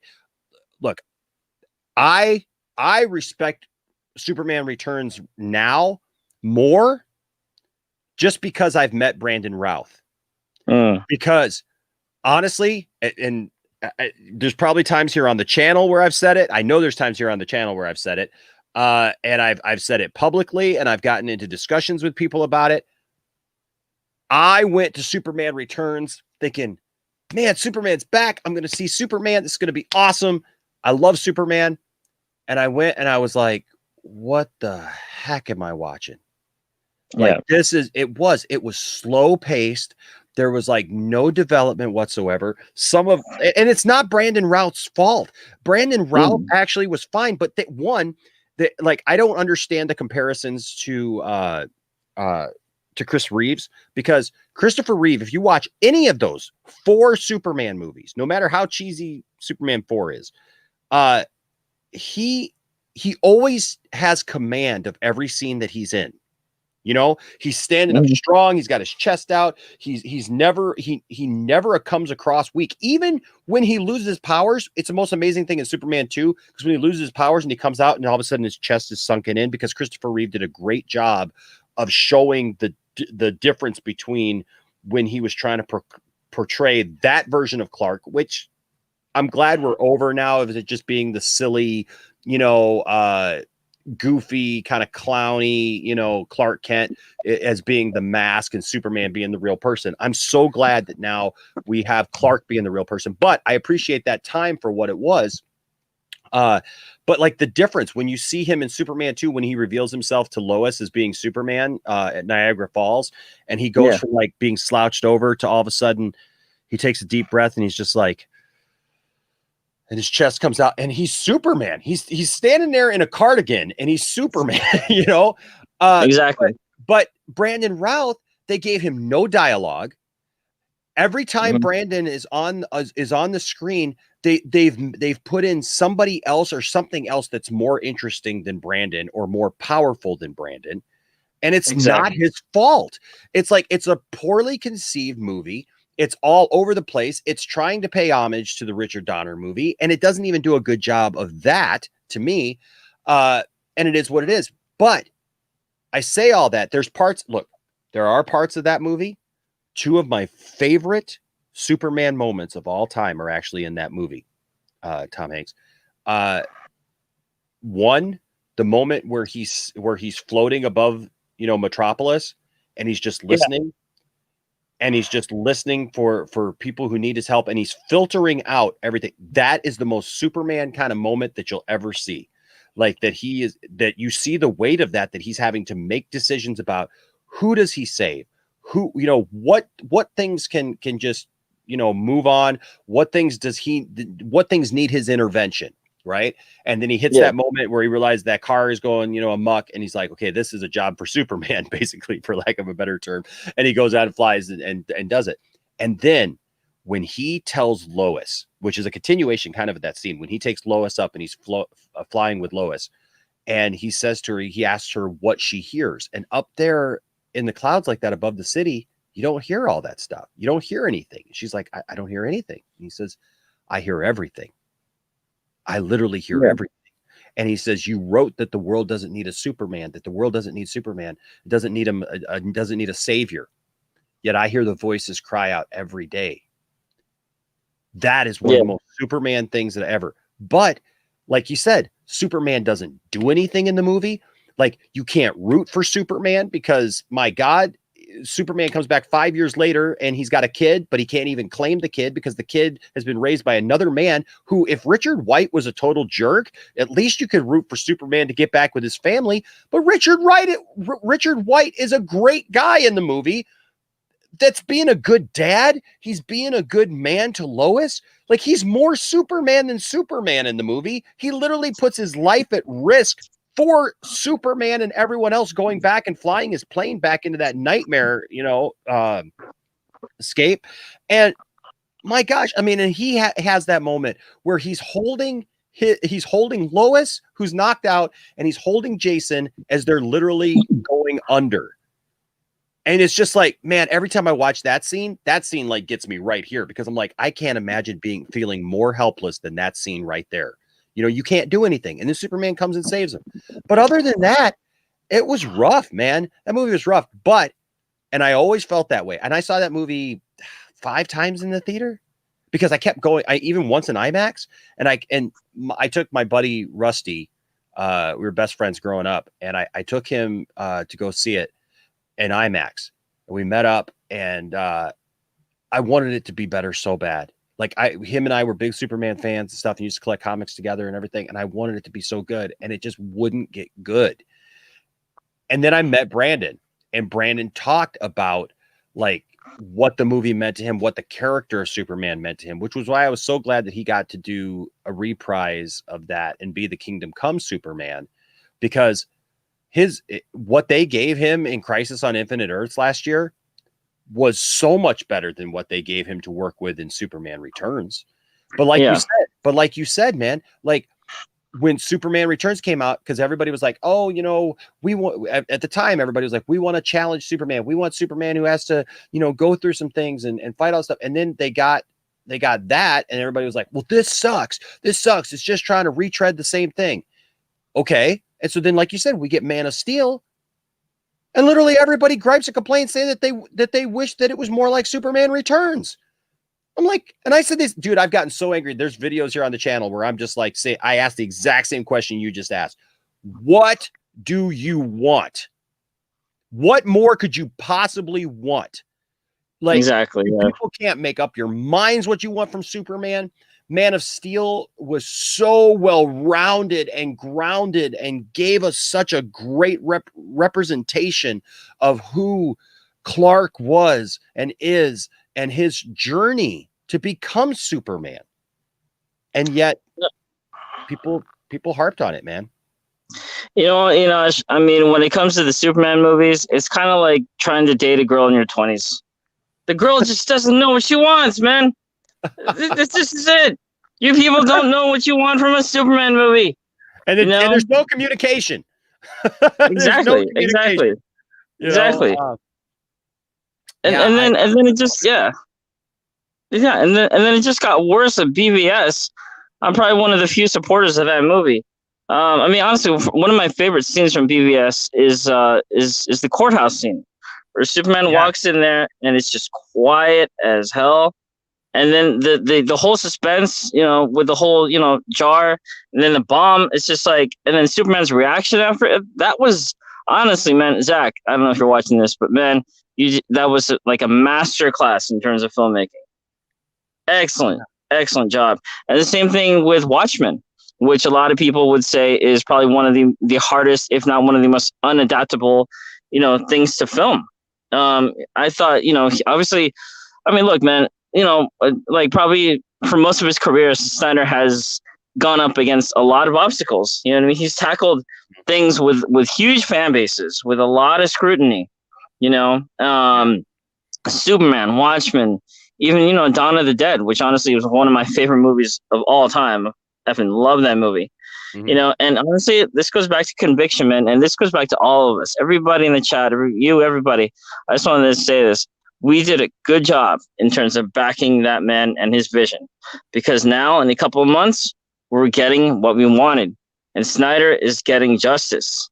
Yes. I mean, honestly, I can't speak. Obviously there was that horrible family tragedy that he endured a couple of years ago. Mm-hmm.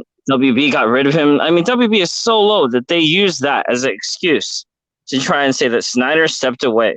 They use, the death of his own, you know what I mean? So it was just, that's how low they're willing to go. Like, really, WB, what the hell's the matter with you?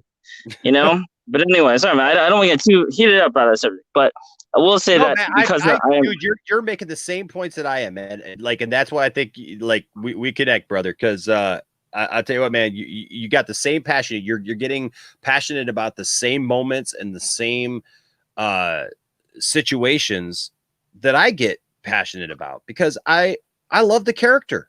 I love what we've gotten. I love what Zack Snyder had the guts to do. Everybody kept talking about how these movies were starting to get dull and stale. And I think that's why they're aging well, because people were just like, oh, these movies are getting dull, stale. Look, let's be honest. And again, I don't want to just harp on Marvel movies, but let's be honest. They're formulaic. They cover the same thing every time. Nobody really progresses. It became commercials for the next movie because we knew that they wanted to get to, Infinity War and Endgame. That's where they wanted to go. And so they, we'd get a little bit of progression with each movie, but really not a lot. And then it was like, hey, stay tuned for the next one. I was like, okay. And I've been there for the whole thing, but I just, with Zack Snyder's vision for this, it was something that broke the mold, and people, I don't think, were ready for it at the time. But I think every day, man, people are waking up to it, and people are watching it, and they're going, you know what? Maybe there's something here. Exactly. And, again, man, Zack Snyder, and I know, Ines, that, you got to also talk to him like a couple weeks ago or so. But Zack Snyder, man, he is definitely another man of the people. I mean, I can't think of another director that drops in as many, streams as he has. You know what I mean? So yeah, I don't know. Maybe this whole Snyder Cut thing was sort of like a how you say, a blessing in disguise. Because maybe then we wouldn't have gotten all this. But man. Honestly, man, I do agree with what you're saying about Marvel movies. Maybe with the exception of a couple, in my opinion, they do feel exactly the same. Which is unfortunate, you know what I mean? Because comic books they make for great great film adaptations, but again, I'm not sure if it has to do with the whole Disney buying them out, but they definitely have started to feel exactly the same way. But no, hey, Matt Charvel, I get it that everybody doesn't like the same thing, right? Yeah, but I also get that some of the stuff, like I'm reading like Shiftygism, and I love Shiftygism and hearing like some of the stuff that he has to say about different things, but I have to disagree, man. First of all, I think Man of Steel showed Superman the most respect that we've seen of any Superman movie. Yeah, it doesn't just bow down and like exalt him like he's God and this perfect human being. I don't think that that's showing respect to the character. That's that. If I have any criticism of Richard Donner's version of Superman, it's that he's too perfect. He literally doesn't make a mistake, and even when he like kind of makes a mistake, there's no real consequence to it. He just like, what about all the people that Zod and Ursa and Non killed in Superman 2? Because Superman made a selfish decision to give away his powers to be with Lois. Like, think about that, right? But nobody talks about that. There were people who lost their lives. There was a huge, attack there in Houston, the little town that they attack and everything, and people died. Because Clark, Superman, was very selfish, right? Man of Steel shows the repercussions of what happens when you're selfish or when you don't take things seriously into account. And there's repercussions for it. Yet it shows that you still have to man up and you have to move on. You have to then go ahead and accomplish. And look, yes, Superman kisses Lois in the middle of Ground Zero. Let me tell you something. If I was Superman and Tiffany was my Lois Lane, I would absolutely kiss Tiffany in the middle of Ground Zero. If all these things had been lost, if I'm going through hurt and pain, that's where people turn. He wasn't just being this, well, I'm a man and I don't need to show any emotion or affection or show weakness, right? Because like people act like that's a weakness.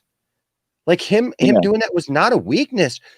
He was turning to somebody that he loved because he needed comforting, like we all do. Because at the end of the day, guys, Batman has said it in so many different medias and mediums, like over the years, that Superman, and he says it in these movies, that Superman is the most human of any of them because he connects. And yeah, he needed that moment where he kissed. It's not like they went into a full makeout sesh in the middle of Ground Zero. It's the same thing. It's the same argument like the Martha argument, right? Like, oh, the Martha thing is stupid. No, like, yeah, you can just like glance over it, and say, oh yeah, they're kissing in the middle of Ground Zero, but that's really not what it is. It's not like they're like groping and kissing and like having a sexual moment in the middle of Ground Zero, in the middle of that death and destruction. It's a comforting moment where they need each other to be able to deal with the weight of what's happened. You know, like I don't understand why sometimes like that's so. And maybe you can help me, man. Like, what do you think, man? Like, why do you think it is that it's like hard for people to just see the weight of what's going on in a movie sometimes, and like just glance over stuff? You know, it's like just deflect it off. You know. You know what? I think it's several things, but number one, people are bored and they want something to complain about. Like really about everything. You know what I mean? And sometimes they might misinterpret it, you know, a certain way. Sometimes it may be way off. But I mean, it's just, you know, I don't know. I mean, also, yeah. I mean, honestly, I feel like, you know, it's easier to criticize someone's vision and something and say you don't get it. But I think honestly, you know what? Honestly, it is when people say they don't get it, they actually do get it.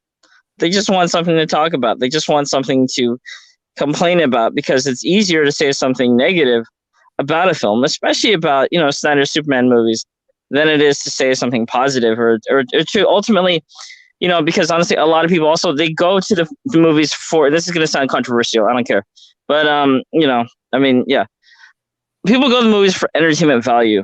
They don't want their perfect little existence to be shaken. They don't want to watch something that might, you know, question their values or morals or whatever. They don't want something that is deeper. And to me and to you, obviously, that's what Snyder's DC movies are. They are deep. They are real filmmaking. And that's why people get so pissed off and want to, you know, like, twist their panties, all that stuff. Just they want to get into a big huff and puff about, you know, art. You know what I mean? It's like going to an art museum and criticizing something. You know what I mean? Because you don't get it.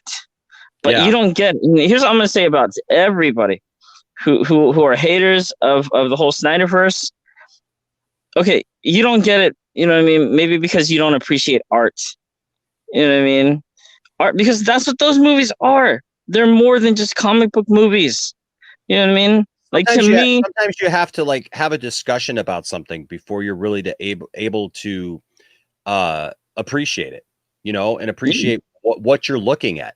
You know, like if you just look at something on the surface, you can go, well, you know, that's just that. But like if you look deeper as to what it is, and so you talk about being controversial. So I'm going to say something that this is what I want to say to everybody involved in this next little thing, because Shiftygism, I want you to know, like, I appreciate your comments and I appreciate what you have to say, and I'm gonna show this. And Saggy Melons, Ray, you know that I love you too, and having just met you and stuff. But see, so here's where we can have disagreements on stuff, but yet still respect each other. So here's an interesting thing. It's going to be an interesting, and I'm interested to hear what you have to say about this, Tom. So it says, Saggy Melon says, I love Kill Bill's explanation of Superman, best scene ever. So I would disagree with that, because that's not, to me, how Superman views anything. Superman doesn't view us as below him or beneath him. He wants so bad to be one of us and was raised as one of us, and then had to come to the realization that he was not one of us. But yet Clark is the real person. Superman is not the real person. Yes, if you watch, you know, Christopher Reeve's movies, Superman's the real person because that's the way that they wrote him. But Superman hasn't been that way in the comics for over 30 years. It's been Clark having to deal with it. Basically, what we saw in Man of Steel has been the way that he's been, you know, written. I got boxes of long boxes of comics upstairs that show that. But I love this because see, Shiftygism, I disagree with your last comment, but I agree with you here, because he says the Kill Bill explanation doesn't work if you were raised on Smallville. Good scene, though. And then, like I said, I would add to that the comics, you know, situation. And then she talks about, but it was shawarma, which is amazing. Like talking about, you know, the scenes in Avengers.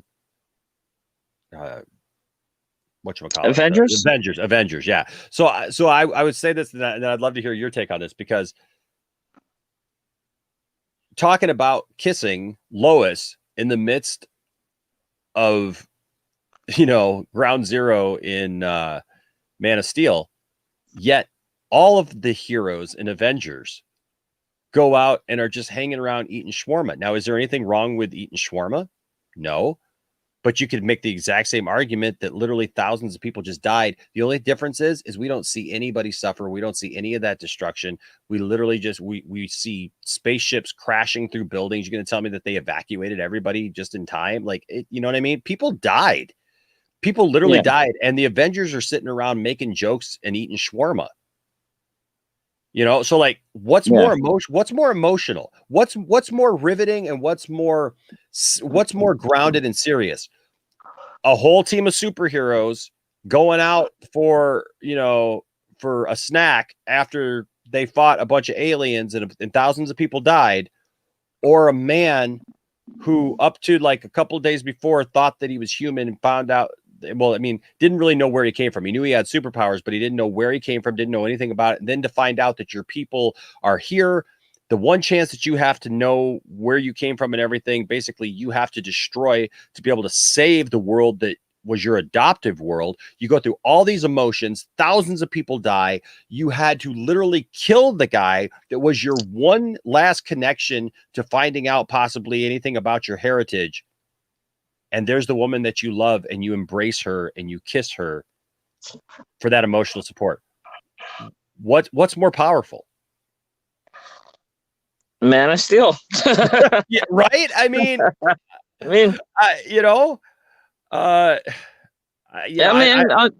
Yeah. No, exactly. Sorry to cut you off, but it's just no, go ahead. Going back to the whole kissing thing. God damn it! Like, sorry for swearing, but it's just like, man, like people find like Man of Steel. It's like people like to be negative on Man of Steel just for the sake of being negative. To me, and to basically to like reply to what you just said, Zack Snyder created a operatic story. You know what I mean? He made an epic movie about an epic superhero, about the basically the whole, grandfather of superheroes. He's Superman. Mm-hmm. You know what I mean? The stakes are real. Zack created real stakes. People die in that movie. You see, it pushes the whole rating of PG-13 with a whole world engine scene at the end, where it's basically like I don't know how to describe it, where people are, getting sucked into the air and then drop down. Yeah. Like, we've never seen anything like that in a superhero movie. You know what I mean? That shit was intense, man. And then the whole scene, where what's his name? Perry White, Lawrence Fishburne's character. He's there with Jenny Olsen, and then he's holding her hand, and it looks like they're all about to bite the dust. I mean, my God. I mean, sort of deep down inside, we all knew that those characters are going to be okay, but it was just done in a way where you could tell the stakes are real. You know what I mean? There was real tension. There was real drama. And, you could look at Superman and it could easily turn into sort of something like a self-parody. You know what I mean? A man who flies around with tights, with a big S on his chest, with a red cape, everything like that. You could easily make fun of that. You know what I mean? But Snyder didn't. He took every little detail in that movie, Man of Steel, down to a T. He took every little thing seriously. You know what I mean? He said, screw this. Forget everything you know about the Richard Donner movies. I'm going to be the first filmmaker in like 20, 30 years to not try to make a tribute movie about him. You know what I mean? I'm going to do my own damn thing. You know what I mean? And screw the haters, man. Because that is one of the most sad, the most tragic, but also one of the most exciting and like visceral movies I have seen. You know what I mean? And it is such a damn shame that WB did everybody from that team so dirty. They should be ashamed of themselves. I mean, obviously they're sort of going through it right now. That's a different story. But it's just it's man. I mean, when I compare like something like Birds of Prey and to like Man of Steel, or even like 1984 to Man of Steel, it's like how. I mean, I know they're different characters and whatnot, but man, like it's just Man of Steel is the one that basically kicked it all off. Yeah. And it's just such a tragedy about what has happened since then.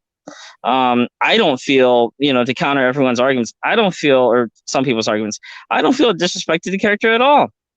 Yeah, I don't feel disrespect. I Let mean, me okay. Yeah, let me ask all the haters this. Do you guys remember the scene where Zod and I'll just call them Team Zod because I forget all their names.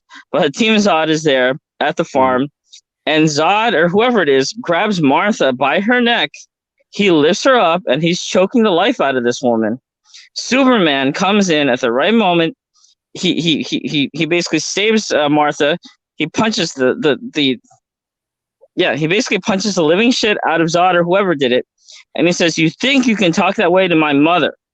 Now, to all the guys out there and girls too, like if you were in that situation, man, that scene started to touch me. Because it's like, you know what? Like if anybody put their hands on my mom or anyone, I would have the same reaction. I'll have the absolutely. same exact reaction. And that's the genius of this movie. This movie, it got you emotionally. You know what I mean? Yeah. Like really, Zack Snyder, I don't get why people hate on the guy. I don't get it. Because he is a true visionary. You know what I mean? His movies aren't perfect, but I mean, even look at like something like not honestly one of my favorite movies that he did, but Sucker Punch, right? That has a deeper meaning. That is also one of the most saddest films I've ever seen because of how it ends. And we all got suckered into thinking it's going to be this big budget action movie with samurais and dragons and I forget what else. But it just like the ending hits so hard, and the music choice. You know what I mean? Like yeah, man. I mean, honestly, in my opinion, I don't know how else to say it other than Zack Snyder is one of the most underrated filmmakers out there. He has been for a long time. And I want to say this to you again, Zach. I don't know if you're watching or whatever. I hope you are, maybe. But just keep on doing you, man. Don't change. Don't change your vision because we support you. You know what I mean? I mean, obviously, you got Snyder Cut coming out in a couple of months. We're all heavily anticipating that. Screw the haters, man. Screw the haters. Never change. You know what I mean? And it's going back. Exactly. You brought up a great point. Like no movie is perfect. You know what I mean? Yeah. There are some that come close in my mind, but no movie is absolutely perfect. When I saw a couple of people, including Shifty Gism, bring up like the idea of like how Jonathan Kent dies in Man of Steel. So you know what? I'll be honest with you. So I am a believer that Jonathan Kent should die of a heart attack. Typically in the Superman mythos. And why that's important to me is just because it truly like absolutely shows that Superman can't do everything.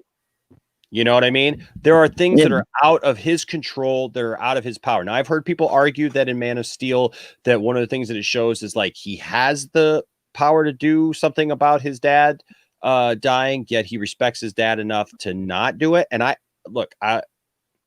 not gonna harp on anybody's interpretation of that. And if that's how they look at it, that's fine. And I can understand that. I can understand that interpretation. I think Superman with his speed could have probably rushed in, gotten Jonathan Kent and got him out of there. But, Zach has also explained, that like you can't just go at breakneck speed because you literally break necks, so I get that too. So there's a lot going on there. I just always like the idea of Jonathan Kent's heart problems is something that Superman and all his power. I mean, and they actually address that in the 78 Donner film, right? Where Clark is talking to his mom and he says, all my powers, all these great powers, and I couldn't even save him. So that's always something that touches me when I see that. But that being said, like, you don't see me sitting here like going on and on about it. Like some people go on about some scenes in the movie that they don't agree with, and it's not like I'm like dead set against, what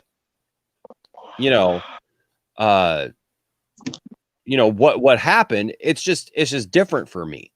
I have a preference for something else. You know what I mean? So, but like, I think that we've gotten to a point where it's like, we act like our preferences dictate whether the movie was good or not. Yeah. And that's Absolutely. just not true. That's just not true. Like a movie could be awesome, but you just don't get it. How many movies are out there that are like classics that are awesome that I hear people say, "Well, I don't get it. I don't like that movie." Okay, well that doesn't change the fact that the movie was brilliant. Yeah. But it seems like nowadays we act like that if I didn't like it, then the movie sucked. You know? Right. And I mean, Not yeah, just movies. yeah, exactly. And I do agree. I do. That was something I was going to bring up, but thank you for reminding me. I do agree with your reasoning about why it's more effective, at least for you to have Jonathan die of a heart attack. That's something that I've heard from a lot of people. I do agree as well. I mean, honestly, as much as I love that movie, Man of Steel, it's just like it's sort of always sort of bothered me, nagged me a little bit as to how he died. I mean, we knew it would happen, but we just, we were sort of anticipating it a different way. I mean, it's just, and then I've heard the joke that, oh, Jonathan dies over a dog, which, I mean, he kind of does. But, it's like, at the same time, yeah, it probably, I get Zach's reasoning. It is, but that scene is something that sort of felt a little bit kind of on the fence about it, you know. It's kind of an oversimplification. Because you could say, well, anybody dies for just because, I mean, somebody gets in a car accident, you could say, well, oh, they died just for going to the store. You know what I mean? But like, that's an oversimplification. Like, in a lot of cases, people, most people die of like very insignificant things. Most people don't have like a hero's death that has like this major implication to the greater scheme of things. I know, and I want to make so Lucifer, and by the way, Lucifer, like you mentioned, like wanting to have a conversation, like the link is out there, man, for everybody. But it says Point Extra Lounge, you got it wrong because of comics. You're saying he must die of a heart attack, right? No, that's not what I'm saying. No, that's not what I'm saying at all, man. Same thing has done in Zach Man of Steel movie too. Yeah, that's that, and maybe this comment's just from earlier, and it's not from too long ago. Actually, it's from 2 minutes ago. So, no, that's not what I'm saying.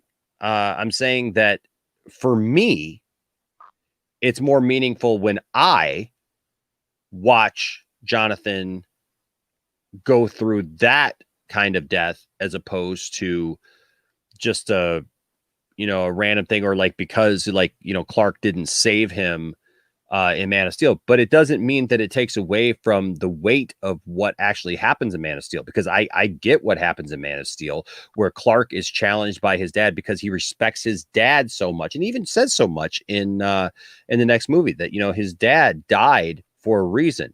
His dad died because he didn't think that the world was ready yet for Clark to come forward, and was trying to protect that. So I get all of that, man. I'm not trying to take away or say that like it has to be. Like I just said, I'm not on some campaign saying that things have to be the way that like I've just always seen them, and I'm always open to new interpretations of characters and the way that things can happen. And I totally respect the way that even though he dies in a different way in that movie than what I'm used to, I totally respect the way that they actually bring it back even. And he says, my dad died for trying to protect me, basically trying to protect this secret that I have, because he didn't think that the world was ready and that the world would respond to it in a weird way. So I totally get all that, like all I was saying is that I have a preference for Jonathan Kent. But see, that's where we go back to preference is not necessarily precedent, that because that this is the preference, that's the only way that it can be, and I think fandoms actually have a little bit too much of that nowadays. It's like this it's kind of like a what's the word I'm looking for? We have this entitlement, right? That because I think that it should be this way, that this is the way that it should be. And I would really like it, man, if we could start going back to watch movies and TV shows and things, like not going in with that sense of entitlement, but going into it with a sense of, hey, what's the story and what can I get out of the story being told to me? Maybe. Right.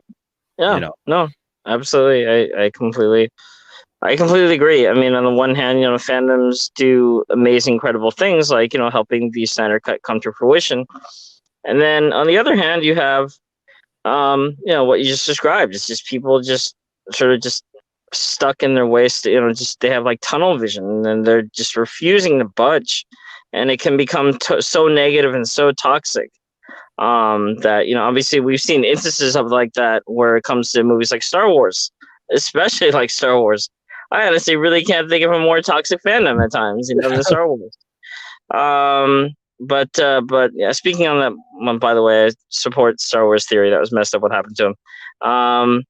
But yeah, no, man, I'm sorry. Yeah, I feel like I've been on here forever. I want to give other people a chance, but you know what? I had a couple of people in the back when you first came in, and then they kind of Ryan, our good friend Ryan Hartwell, he was back there, but his internet connection isn't so good, and so sometimes, and so he was there, and then it kind of went, and it kind of was there, and then he kind of disappeared, and then I know Andrew Casali, who I love Andrew, but he's been here quite a bit in the last week, so that's why I was just trying to give other people a chance. Actually, I mean, if you want to stay in for a second, Lucifer, yeah, for sure. Lucifer came in, and hey, Saggy Melons, I see you back there as well, and we'll get you in a minute. Maybe we'll get a little bit of a four-way conversation if we're all talking about the same thing. But I did see Lucifer in there talking about how he wanted to get in on this conversation, so I'd love to kind of continue that if you don't mind. Oh yeah, for sure, and we'll do that. Welcome to Lucifer. How you doing, sir? I'm great. Is audio okay? Yeah, you're good. Wow, good. So I've been trying to have a conversation in the live stream. As you said earlier, it's not about. See, we are a fan of Zack Snyder, right? So we know what his films are, and Man of Steel. Believe me, Man of Steel is such a masterpiece. It's above the masterpiece. So the way the also I have seen, maybe I've seen in some other video that Sean and comic books Mark, they have said that they have Man of Steel is taken from the comics, Action Comics, and they also shown the images from Action Comics. There are similar dialogues. So I think Jonathan Kent, as somebody commented that Jonathan Kent and Man of Steel got wrong characters, but it's not true. It is taken from the Action Comics. So yeah, Zander knows what he's doing, man. He's really a director. Yep. Oh, I agree. I agree on that. I think that's something that people overlook. Like, literally, Zach has given us the most comic accurate versions of these characters that we've ever gotten. Yes. Because he knows comics, because he's not afraid. He is not afraid to take us to those places and show us what the comic writers have been showing us for a long time. Now, I know a lot of people harp on Zach and his love for like the Dark Knight, but that's you're literally talking about one of the most famous Batman stories of all time. Like, what I mean? Like that's literally like a crucial Batman story that took Batman from the days of just kind of more lighthearted stuff to making him a more serious character. And there's many interpretations. And I mean, even the Tim Burton films. Exactly. A little bit to the Dark Knight because it painted Batman in a darker tone. Like, it took Batman from what was essentially in the 60s, the Adam West campy, Batman, to all of a sudden being the serious, very grounded, gritty, dark, you talk about dark, dark tone. And people loved it. And so I don't understand why, like, when Zach actually shows us that, but the next level of it, why people get so up in arms about it. I mean, I literally have a friend, guys, who And I don't know if he has since, because I haven't talked to him in years. We kind of lost contact. But when Batman v Superman came out, like I was so excited about Batman v Superman, and I love Batman v Superman. And this guy, he's a longtime Batman fan. He refused to even see the movie back then because he said that Batman doesn't kill. Like that was his whole thing. Was like, he was on the whole thing of Batman doesn't kill, and I'm like, dude, watch the movie. He hadn't even watched the movie. He was literally just going off of what people said about it and stuff. And I'm like, dude, watch the movie. Watch the context of the film. And if you read, he got really ticked off at me because I gave him several examples of how Batman has killed both in the comics and also in movies. Like one of this guy's favorite movies is the '89 Batman movie. And I'm like, dude, Batman kills people in that movie. I know. You know, but that's the thing is people get something stuck in their head and they think it sounds good. They think that makes the most sense. And they're just like, yeah, I'm not going to budge on this, point. But I'm sorry. I mean, like literally also, literally in both, in both those films, in the 1981 version, remember that scene? It's an iconic scene where Batman in his Batmobile drives up to the factory. He drops a bomb or grenade or whatever it is. And then he drives off casually while blowing up the entire plant and killing everybody there.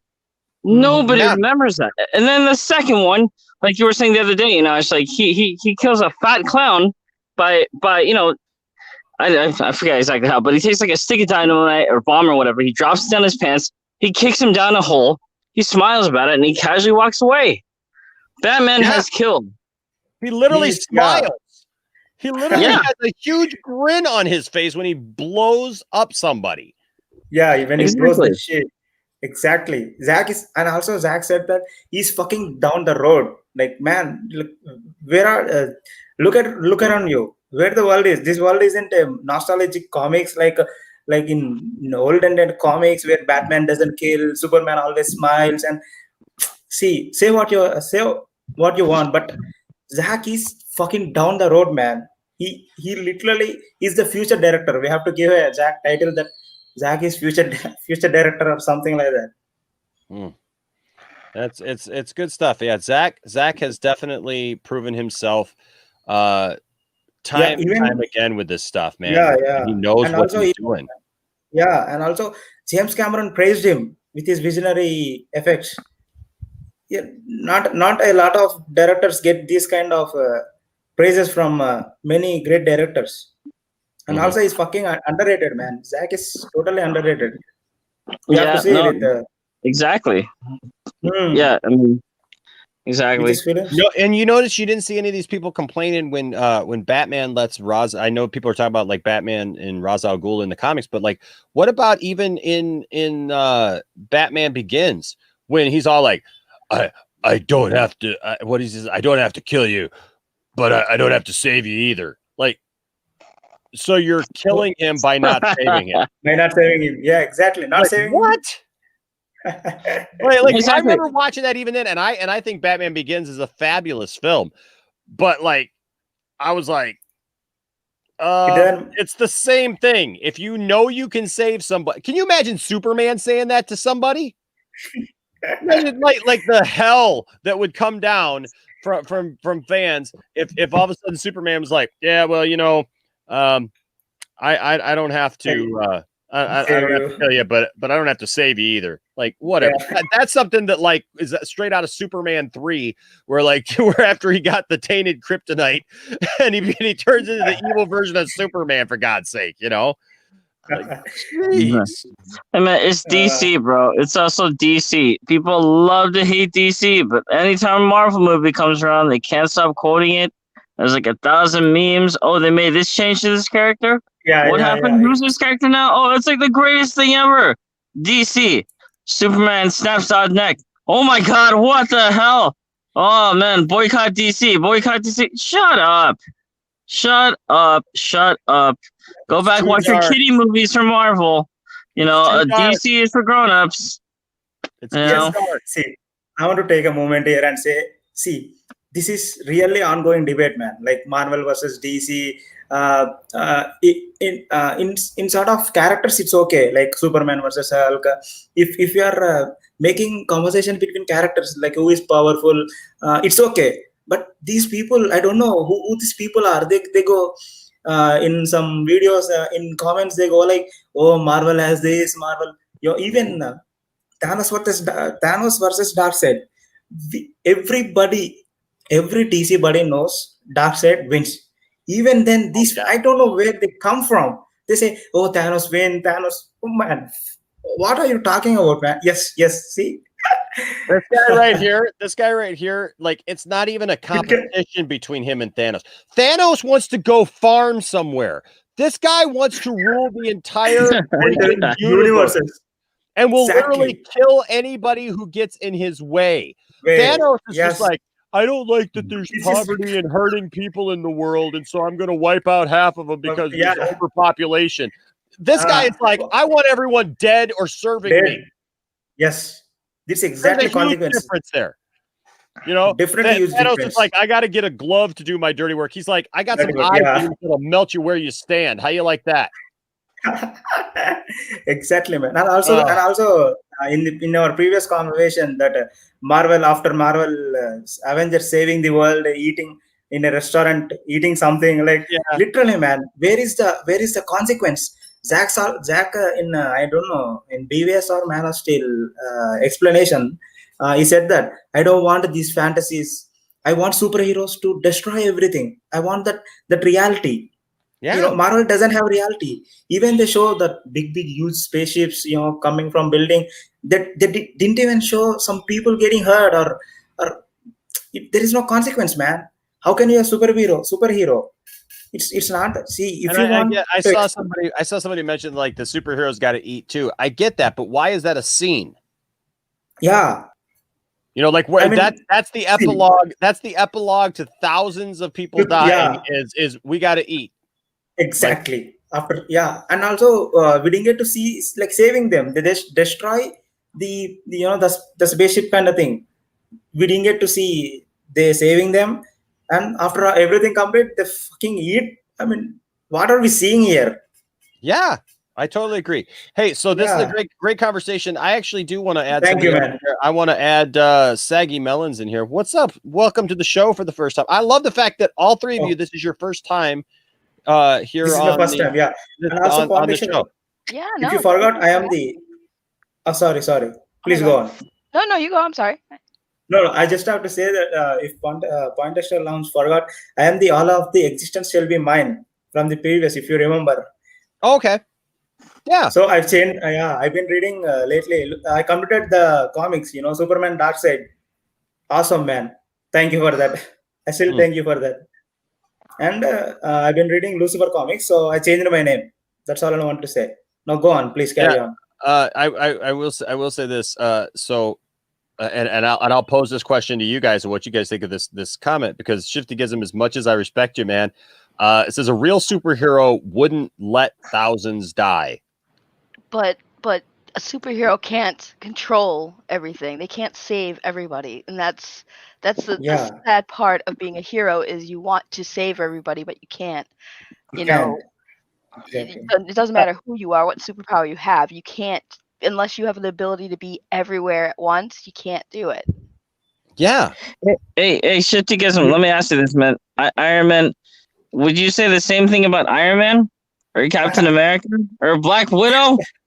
Anybody? No. Also, here's the thing too, man. All right. I'm not sorry. I'm not trying to sound, like a jerk or whatever. It's just gets to me, but it's also like, yes, superheroes have flaws. This is what makes them more interesting too. You know what I mean? If Superman was perfect, if he was called Perfect Man instead of Superman, the movie would be very boring. There would be no stakes, nothing like that. You can just do whatever you want. You can snap Zod out of existence. You could just go home to Lois and do whatever you want. There'd be no movie. There'd be no conflict. You know what I mean? Yes. And it's just it's really, well, no, okay, no, all right. So you're talking right now. This argument right here just does not work, man.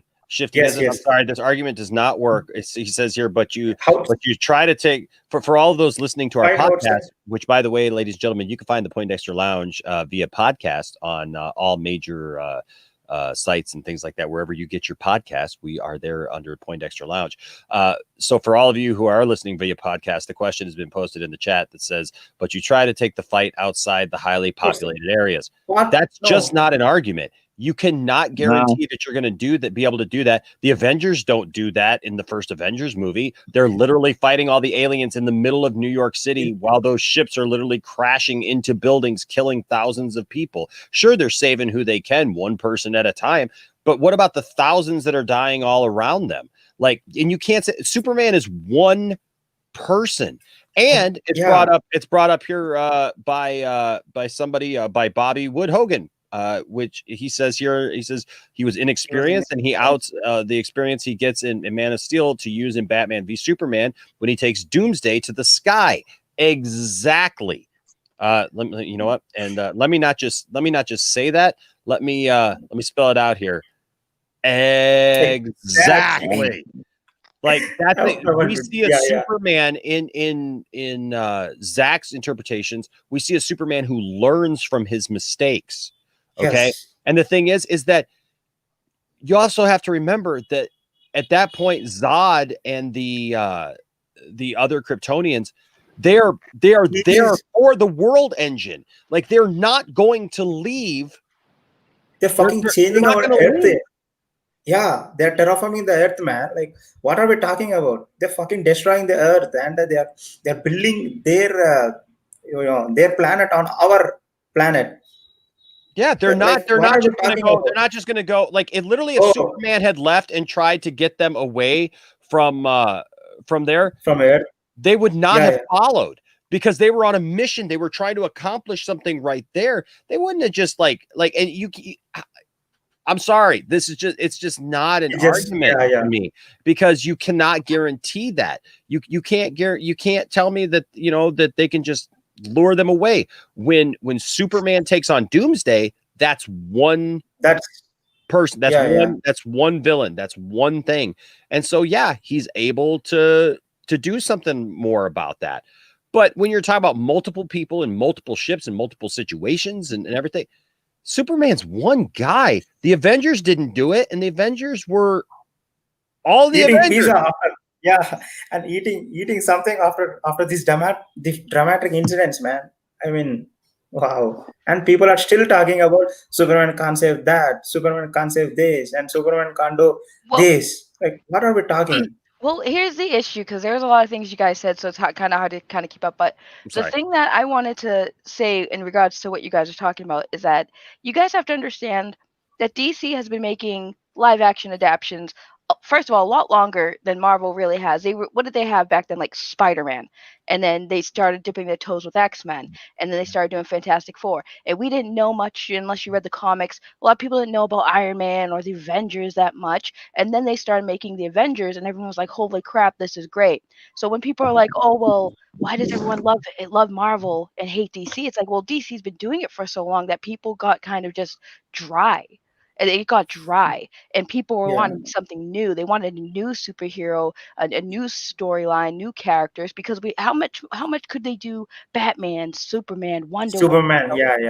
They were doing it since since Adam West days, and I think that's why people nitpick so much, because I saw a comment by Thomas in the chat where he said there's a different Superman for everyone, there's a different Batman for everyone. And that's because you have to remember, we're coming from different generations of these comics. You have fans from the old school Adam West days who are still, hopefully still alive, watching the new stuff like, oh, well, this isn't my Superman. I remember when Superman had a different suit and it doesn't look the same, and why are they doing this? You're gonna always have people nitpicking because they're used to what they've seen before, and it sucks because fans don't always know what they want. They either want something they've seen before or they want something different, and then when they get it, it's not good enough. You just got to take it with the punches. I think Zach, who's making these movies, I feel like he knows the shoes he has to fill, right? He knows that other people before him have made these projects that people liked. So he's put in a position where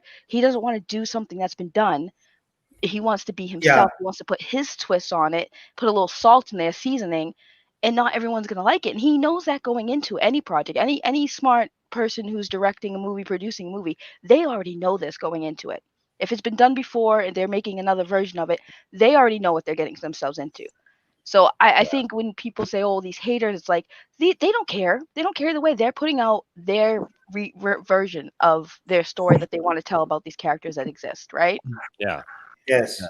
Yes. Well, and Yeah. what else was it here? I'm sorry, I had another. I mean, and everybody in here is interesting because it's like if heroes could save absolutely everyone, the stories would be Everyone. way less compelling and thought provoking. Exactly. Yeah. Which is a great point. And I wanted, because Shiftyism is bringing up some great points. I wish you were in here actually to have the conversation, man, because I know it's hard sometimes having a conversation like when you're reading. It's like text messaging, right? It's like you don't always get the inflection and everything that's being said. So, Yeah. but I did see this point, and he says, referring to Superman, it says he kills thousands and only shows remorse when killing Zod, and goes off and kisses his gal in the middle of the chaos he helped cause. Superman didn't kill anybody. Yeah. He kills thousands. Wow. Literally, man. Like, please No. rewatch this movie. Are we talking Oh about my Steel or God. something else? Shiftyism, please rewatch Man of Steel, Man of Steel. because Directed I by Zack Snyder. or like find somebody maybe to watch it, do a watch party or something, like with somebody who gets this, because Superman doesn't kill anybody. Yeah. Superman literally shows up once everything has already attacked. He goes to the other side of the planet to take out the One World engine so that he can come back to Metropolis, because only he can do it. So nobody else can go to the West Indies and or wherever that was, the West Indies. Indian Ocean. Yeah. It was in Indian Ocean. Yeah, The other one. So he goes and he has to take out the other world engine and then flies back to Metropolis to try to save, that.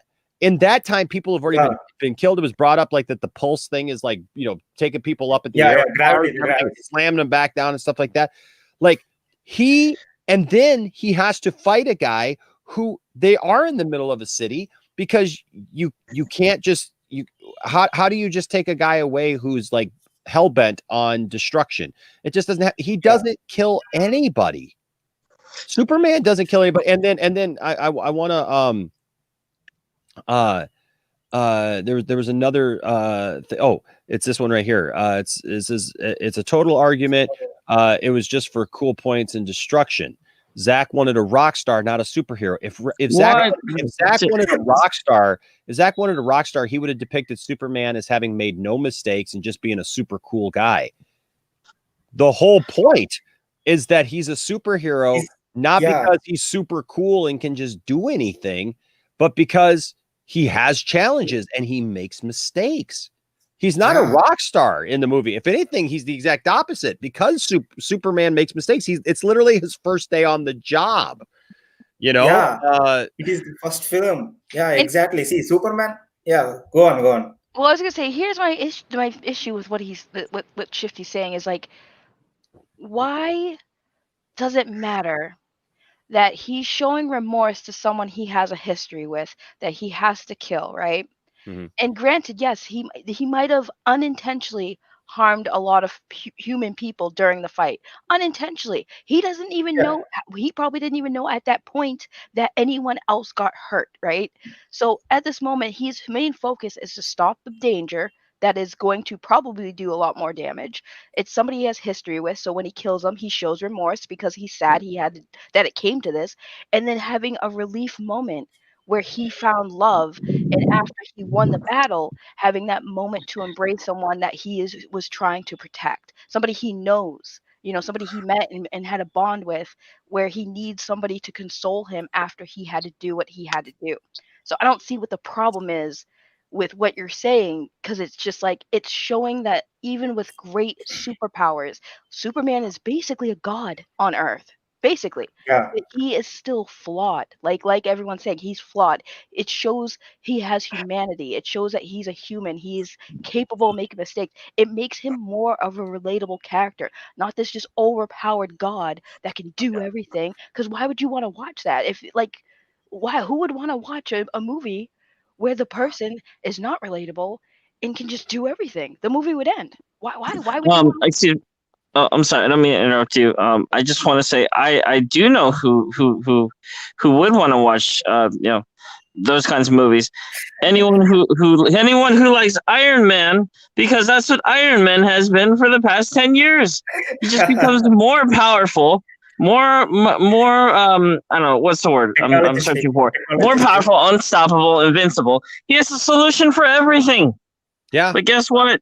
Superman is not like that. That's why we like Superman, because he was a badass. But he's also interesting, and he could have easily been, too perfect, boring.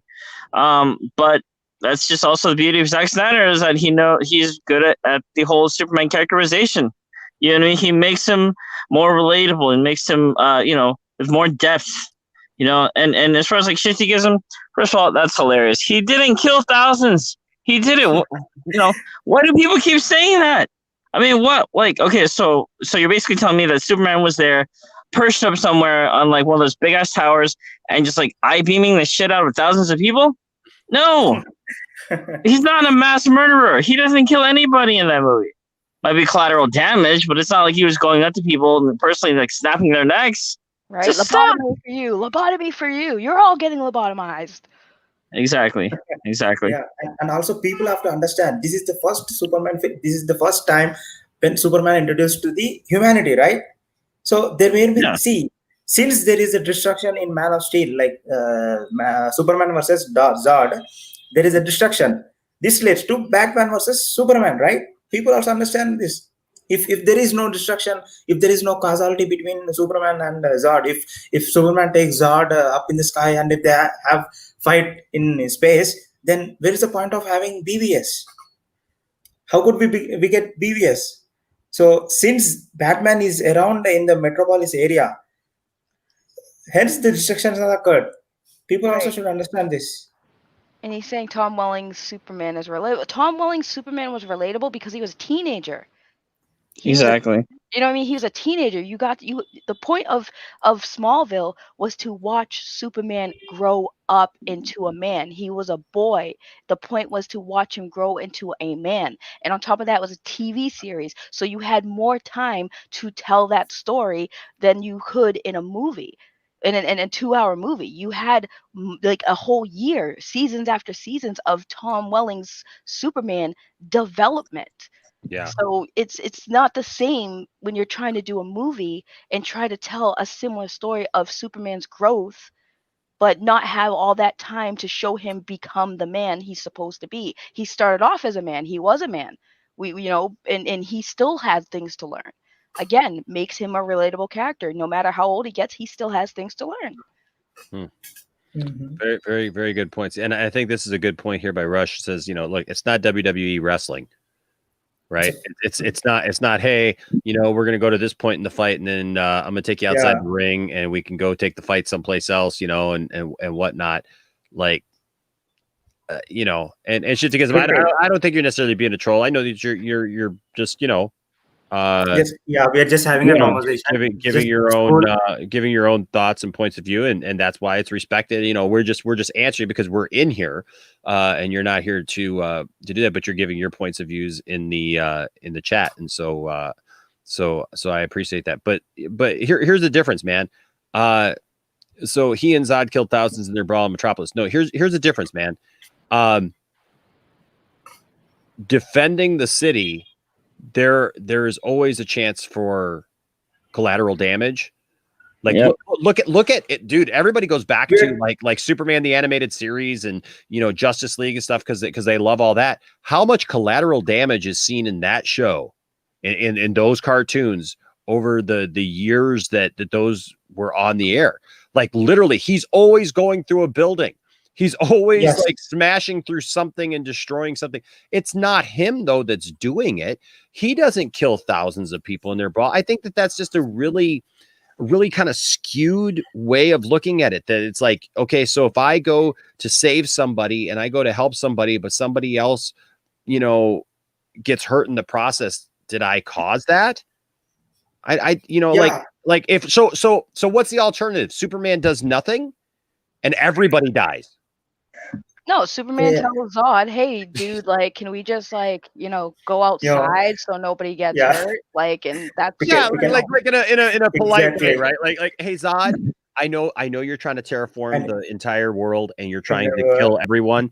Hey, do you mind if we have this fight like over the ocean or like a non-populated area so empty, that yeah, nobody gets hurt? I would hate to see yeah, anybody get hurt, buddy. Hey, let's, I mean, like that. Oh, that. no exactly. nobody dies in the cartoons, by the way, because it's a kids show, so they can't kill anybody. So there's never there's no harm to humans in the cartoon Humans, yeah, yeah, because it's a yeah, cartoon and they can't kill people. So they're always fine in the cartoons. Yeah. yeah. They only show the collateral damage. That's all. They don't show people dying. Only in some scenes, of course.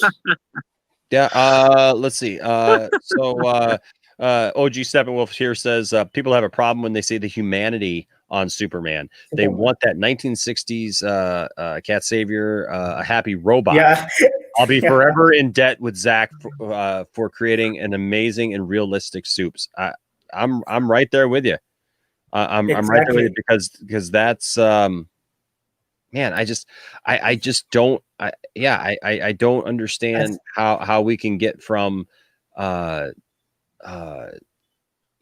Superman defending the earth and trying to save people to somehow he's responsible for killing or murdering people. Like the only person that he kills in that whole thing is Zod. It's hard, yeah. You know, And also we are talking about beings like the Superman and Zod is they are relatively comparable as equal, and they are like literal gods. Like they can fly, they have super strength, they have like laser eyes. You're talking about such like godlike creatures, not like just and fucking Iron Man versus some fucking dude. We are talking about godlike creatures. So when they fight, there will be a destruction. yeah. There's the idea that two beings like Zod and And Superman could have a fight at all without there being some kind of collateral damage and yes, some loss of life. is just bullshit, man. It Uh, is. It is. It's just yeah, not realistic. It's cartoonish. yeah, It's Saturday morning cartoon stuff because you're not going to show kids that or whatever. And I get it, but as an adult, and I'm sorry, that's not even as an adult. I want my kids to understand even that there are ramifications to things that sometimes like you have to understand that bad things happen, yes, and you don't always have an easy, clear path out of danger. yeah, Sometimes you have to make a tough and a hard decision. And it's not always easy. And even for somebody like Superman, it's it's not always easy. But see here again, Shiftigism, you're bringing up a whole point that we've already discussed though. And this is the whole point that Superman does learn that lesson from that from fight. this movie, yeah. From this movie, this is literally him like See, Superman is not Superman. They only say Superman once in this entire once, movie, and it's at the end where they're like, "Hey, Superman's happening." And they're like, "Superman, like, what are you talking about?" Like that's what they're calling him, right? So it's like he is not Superman in this movie. He is Clark trying to figure out who he is, and so yes, yeah. uh, And also, Inas Zach named this film as Man of Steel. It's not Superman like Superman. It's Man of Steel because he's in initial stage. He, yeah, he he didn't become Superman like in first half. He became at the end. People started to calling him Superman. So we yeah, have to understand that he's learning. As Zach said, his whole 5 movie arc goes with Superman, right? So mhm, Man of Steel is the first step for that 5 movie arc. So we have to understand he's just in a process of learning. yeah. I'm going to bring in a couple people as we start turning the corner here. We're going to bring in Ken Crowley. What's going on? Good to see you, sir. How you doing, guys? Hello. And then also the Richard once The again. Richard. Am I Yeah. disturbing you? Everyone. I hope my audio's okay. Yeah, man. Actually, sounds great. Yep. Excellent. Excellent. Well, Thank you. Like the shirt, Enosh? Let me see. I'm trying to see if I can see it here. Supergirl? No, it's not Supergirl. Oh, Supergirl. Oh, it is Okay. Supergirl. Okay, I thought it was. Yeah, I cool. was. Very cool. I heart her. Very I don't like her character, but I heart her. Melissa Benoist. Yes. Can you guys see the video? Yeah. You know, man, you can like both Superman Yes, we and do. Supergirl. For Morningstar. Oh, you got your dark side shirt on. No, no. Nice. See, I have to mention, I am from India, from Telangana state. So I couldn't get the dark side shirt. Nice. I got this Nice. printed. Oh, okay. Very nice. Also, we have at the back we have all of the existence shall be mine. So I Nice. cannot show that. I love your background as well. That's really love it. nice. I'm in my little room. Real quick shout out right here. Bobby Wood Hogan gives it £2 super chat and says people who don't like Zach's films exaggerate. Mhm. You know, Exactly. I think that like we see people who are very passionate on all sides, and they like what they like and they see what they see, and and that's fine. But also I do think that sometimes, like in my personal opinion, I think that people see things that just don't make any sense. Mm. Well said, Enosh. Well said. I wanted to address because Shifty keeps bringing up Smallville, so I did a little search because I'm like I loved Smallville. It was one of my If favorites. the series on Blu- Yes. Blu-ray and DVD. But Shifty keeps mentioning Smallville, and it's like I just looked up in season 1, 29 characters were killed. 29 people in the first season were killed. Yeah. And so why couldn't Tom Welling's Superman save all those people? You know what I mean? That's my thing, because it's like your argument here with Shifty, his argument is, well, Superman has unintentionally killed thousands of people. It's like Tom Welling, he's a relatable character. That's somebody that's the one you keep referencing and you like that one. But season 1, 29 people died. Season 2, more people died. That people died because of Tom Welling's Superman being young and a human and making mistakes and not knowing how to control his powers or how to use them properly. It happens. You have to respect a relatable superhero. Otherwise, they're not superheroes. I agree. And in season 10, if you remember, he destroyed a building, which was Zod's tower. No, season 9, excuse me. Season 9, he destroyed it. It's not different circumstances, Shifty, because again, we're talking about character development, character growth, and in Man of Steel and in Smallville, these were very big focal points because they were origin stories. These were origin stories to explain how a character grows and becomes the superhero that we know and love. Yeah. And look at the different interpretations of Superman throughout history in live action. They've all been very, very different. Christopher Reeve was different. Cavill, Brandon Routh, now Hecklin in the Arrowverse. I mean, they've always been different interpretations of the character.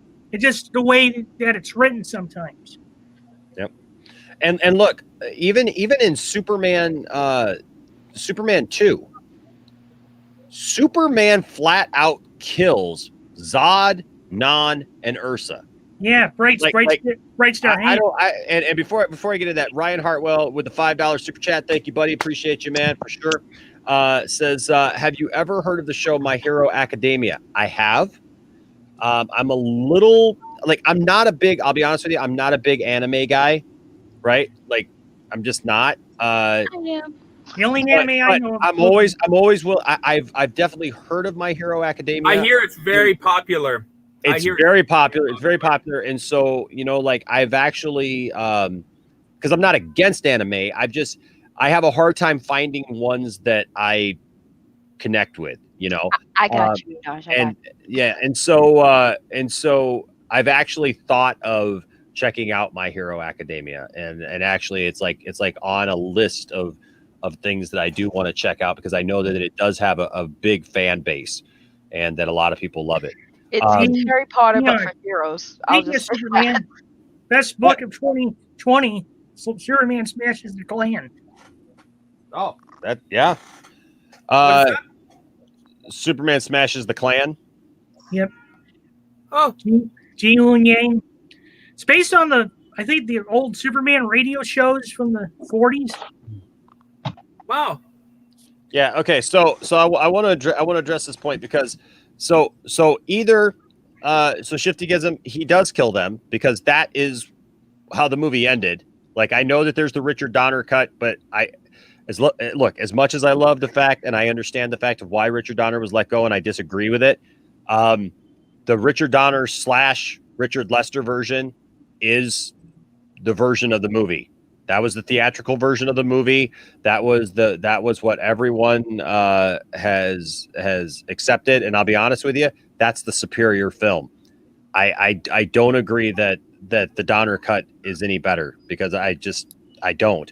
That being said, one of two things you must accept then with the cut that you're going off of based on the Donner cut of Superman 2.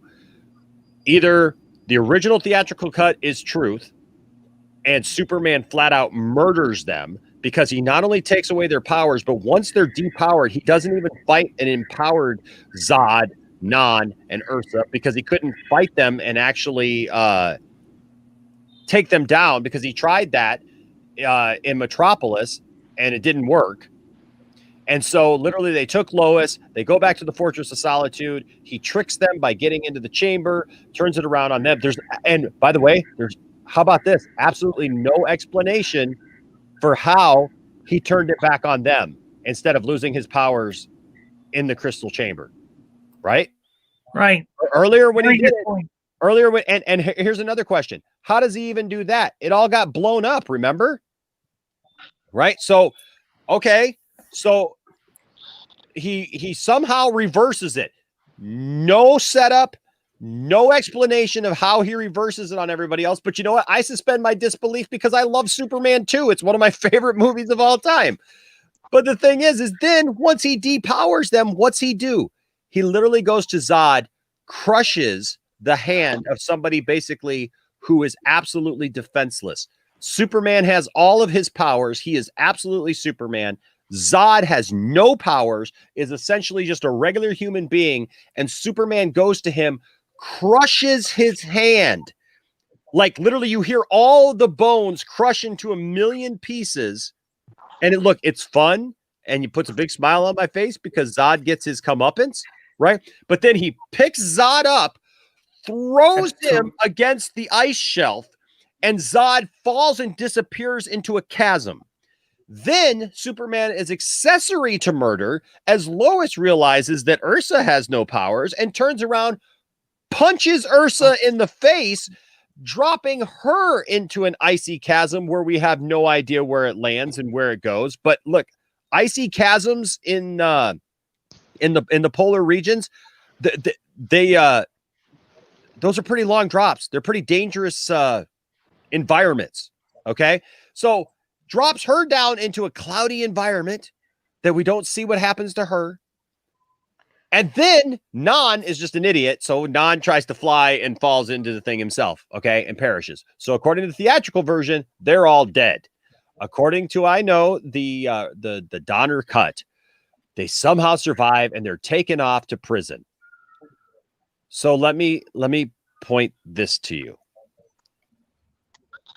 One of two things. Either Superman is a cold-blooded killer or Superman revels in hurting depowered humans. You can't have it any other way. He is one or the other. Yeah. And just like Batman in Batman Returns, when he puts the bomb down the guy's pants, he smiles while doing it. Yes. Reach. And you make a very, very good point. Within the comic books, Superman has killed in the Burn Run. Yeah. Sent the Phantom Zone criminals to using the projector in that one. So this whole idea, Superman only kills a Man of Steel. Come on, people. Yeah. Yeah. I'm sorry. It just doesn't work. Like and that's the problem is like, I get where you're trying to go with this. But no, it just doesn't work that way. It just doesn't work that way, man. Like what about all the people who got hurt during Superman 2 then when all the people tried to stand up for Superman in the streets of Metropolis? You can tell me nobody got hurt? Nobody got hurt. There was no collateral damage. Like, you know what I mean? Like, we could go round and round in a big circle with that forever because there's no, as much as I see what you're trying to do, it just doesn't work. It just does not work. Yeah. You can't have it both ways. We can't say that Superman is just perfect and takes care of everything. But like I said, it's either Superman kills them in cold blood, and revels in it and has joy in it, or they survive somehow and he just basically got off on hurting human beings. The thing is that I think Shifty doesn't understand that if we want to really talk about the reality of it, which is if this was real life, right? You have to understand that you have no control over reality. Real. Yeah. You have no control over what happens, and that's what's portrayed in these movies. These heroes don't have full control over the situations they're put in, and it's a matter of if a few people get hurt to save the entire world, it happens. It's gonna suck, but you have to save the collective. And sometimes some people are gonna get killed in the crossfires. It's going to be that it happens. You can't deny that is what happens in life, let alone in something that's supposed to be at least as realistic as possible, minus the fact that we're dealing with freaking superheroes and aliens, right? Yeah. But the reality of it is, it's you gotta accept May I it. interject here for a second? Yeah, sure. Yeah, because they're also, and I know some don't like the show, and that's fine. But in season 3 of Supergirl, if you remember, she struggled a little bit in the beginning of that season because of what happened the previous season. She went through an emo phase where do I want to be Supergirl or do I want to be Tara Danvers? Can I be both? And Alex was said Supergirl is my favorite person, and she saved me more times than Supergirl could ever save me. Yeah. And double MJ, I'm glad you brought this up, man, because I was thinking about this exact same thing where Superman fights Shazam in Justice League, the cartoon. Like, there was so much destruction in that cartoon, and like, exactly, where was the hate then? It was non-existent because it just wasn't Zack Snyder. It wasn't, you know what I mean? Like, there was a ton of destruction and buildings that literally got like destroyed and leveled. And I guess my and maybe it's my final point. By the way, I love Zeno says that this whole argument, is so nerdy. I love that. And I hope everybody understands that that we're having a good time with this, and I'm having a good time talking about this. But hey, Shittikism, I'll tell you what. You should watch it, man. You should watch it. There is so much destruction there. It's insane when Superman fights Shazam. I mean, so much. But a couple of things. Superman is mindful of his surroundings, but he can't always do something about it. You don't. That's a luxury that you're trying to write in a fail-safe for a movie that's supposed to show realism. There's no fail-safe to just say, well, he should be mindful of his surroundings. He is mindful of his surroundings, and that's why it literally is crushing him. It hurts him so bad that he can't do anything about it. Like that's one of the points. The other point is he says that them killing the three villains, Superman 2, it wasn't on the level of Man of Steel destruction or what happened. I'm sorry, in downtown Metropolis during that movie. Okay, so we can't show like massive destruction and what actually happens if a city is like bombarded by by a ton of Kryptonians, not just 3, but a ton. It literally ups the ante. A ton of Kryptonians who are not just there to take over the Daily Planet, okay, and talk to Perry White and everybody in the Daily Planet and have some fun and have a discussion, but literally they are there to terraform the entire planet. Like, they want to destroy you. Please don't downplay that. They're literally terraforming the entire planet, and Superman has to come up with a way to stop that. Okay. And not only that, real quick though, you guys forget how many times has Superman tried to save people, and not only that, the villains would use the innocents to get him to save them, to stop attacking them. He has tried many times, and many media, he has tried to save as many people as he could and stop fighting the villains to protect people, and it still isn't enough. What do you expect him to do? You're expecting too much out of one superhero. He's not technically a god. For crying out loud, when he's on his own planet, he doesn't even have powers. So it's you can't expect him to save everyone. He has tried to do it, and most of the time he either ends up getting hurt and then he can't save anyone, and you're just asking too much out of a superhero. I said it earlier, and I'll say it again.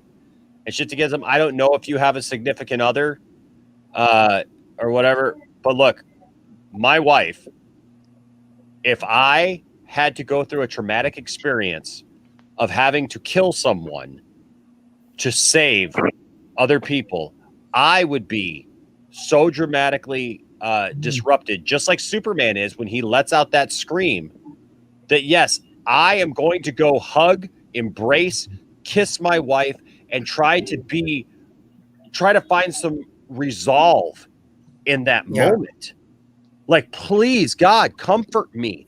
I mean, that's the whole point, is that Superman has gone to the most extreme that he would ever go to in taking a life, not by circumstantial stuff going on around him or, collateral damage. Yeah, all those. He's literally taken God's neck and killed him by his own hand. And that just absolutely hits him to the core, and he lets out that guttural scream, and he needs Lois there. You're never going to convince me that that's just some, hey, I took out the bad guy, now let's go make out, baby.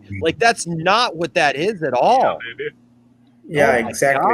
Oh my gosh. It's just by the way, the Richard.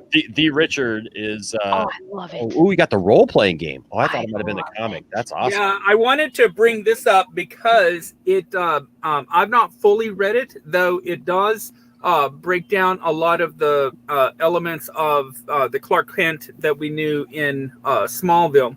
And there's a special section in here called Tragedy No One Expected, and it deals with the death via things that are out of your control. So, oh wow! Imagine. Now I'm speculating here. I need to. I'm going to do a part 2 on this. I need to read this. I do believe that the Zod attack would be considered a tragedy which no one expected. That I would really feel right. And I mean, this does not mention the word death at all in here. Howsoever, it does have situation. I mean, it's very well worded. Basically, it's a kid's book, so it's very well worded. You can play this game and you can kill a lot of freaking people. Basically, you just have to word it the right way. That's what this is. I'll do a part 2 on this. Hey, Nina, can I interject here for a little bit? Yeah, go ahead. Okay. Now, my thoughts on the Zack Snyder universe are this. I haven't always liked what he's done, but I do respect his vision for what he's brought to the DC film universe. I mean, he's done great work. I do agree on that, all of it, and I can't wait to see what he's going to bring with Superman in his version of Justice League, because I didn't like what Josh did with his version in his cut. I'm just going to say that. Point blank. Looking forward to that. Looking forward to Superman and Lois. I hope they treat Superman well in that show. I mean, I hope so, because I like Tyler and Laurel. And I just, fingers crossed that it's very, very good. I'm right there with you, man. I'm right there with you. Rush had a good comment that he asked me to read. It says, dude, first of all, it was his day one in the business. And secondly, he is just an average guy against trained and expert military mercenaries of an advanced race. That is such a great comment. Facts. Like seriously. And then there's another one. And this is one I didn't even think about. And Bobby, you make a good point here. It says people kissing after destruction and death in movies has happened for decades. Like, how many movies have we seen where the good guy kisses the girl or whatever, you know, and after they just got through something? But he says also, I'd say it's worse in Aquaman where Arthur kisses Mera while the battle is happening. I don't mind that either. Like, I don't mind it either, but it's a great point. Like, there's literally people dying and being killed all around them, and they're like hovering in the water making out. Like, and that is a make out sesh. That's not just the, like, hey, I'm comforting you thing. It's like, hey, come here, baby. You know, like, oh my gosh, yeah. Can you bring back that last comment that Shifty said? The Oh one that yeah. I had a point that I wanted to say, and then I'll shut up. Yeah, no, for sure. This one right here. Yes. So Yeah. I'm gonna say this, and I don't want it to come off mean or rude, but the reason why it doesn't work for you and many people is because you all set your expectations way too high. After seeing the things you said in the chat, I can already tell like your expectations of what you personally envision a superhero to be, in my opinion, is too high because you're making it unrealistic at this point. And that's why I think people have issues with it, is because you want the Superman that cannot be, it can't be defeated, can save everyone, and can do everything. And your expectation bar is way too high, and you need to lower it a little bit to actually appreciate it. And that's why it doesn't work for you, because you're not allowing it to work for you. Yeah, that's a great point. That's a great point. Very good point. Well, I'll tell you what, guys, we are. Unless somebody else says something else, we are at the 3-hour mark, and I think that's a good place right there. I'll end it with what Thomas says. I'd kiss my girl if crap was going down.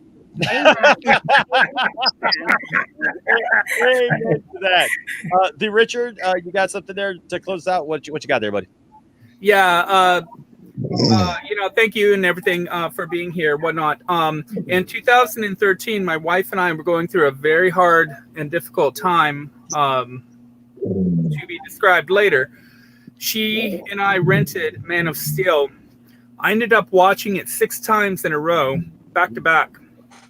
And it's not that I loved it more than Christopher Reeve. I just loved it at that moment and for what it was. And by God, man, it was one of the greatest things I'd ever witnessed. And here's the irony. She got it for me for Christmas on Blu-ray 3D. And though we had been going through financial and other hardships, I actually returned it. I made that decision. Even though I loved it so much, I returned it. And that was a $30 chunk, we could use to pay for our electric or for whatever and everything. But just think about it, how much you love something, but then you sacrifice it.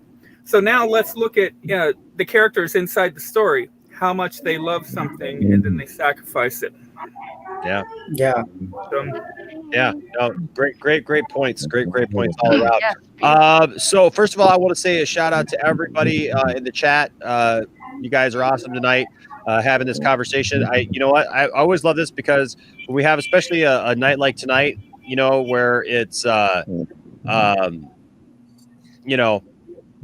got a couple of topics and then we end up having these great discussions and people join in and it builds from there. And I also do want to say thank you, Shifty Gizm, for bringing up your points of view and for helping make such a great conversation, and inspiring people to come in here. And I think it was great. We had, I look around this panel, and so there's some new faces here that have never been in here before, and even I don't do this very often, but I had to join. Absolutely. And even the Richard down here below, this is only his second time. So like, I love the fact that we're constantly evolving. We're constantly bringing in new people and hearing points of view, because that's what the Poindexter Lounge is about. I love that. I love that shirt, man. That's cool. What's what else on that? Star Wars live in concert, baby, and I saw Nice. one of the last shows. Nice. Well, hey, real quick, let's go around. Let's start with Miss Saggy Melons herself, because I know she has a great channel. And so, Saggy, why don't you tell us where people can find you? Saggy Melons with the Z, not without the Z. Mad Max found that out the hard way.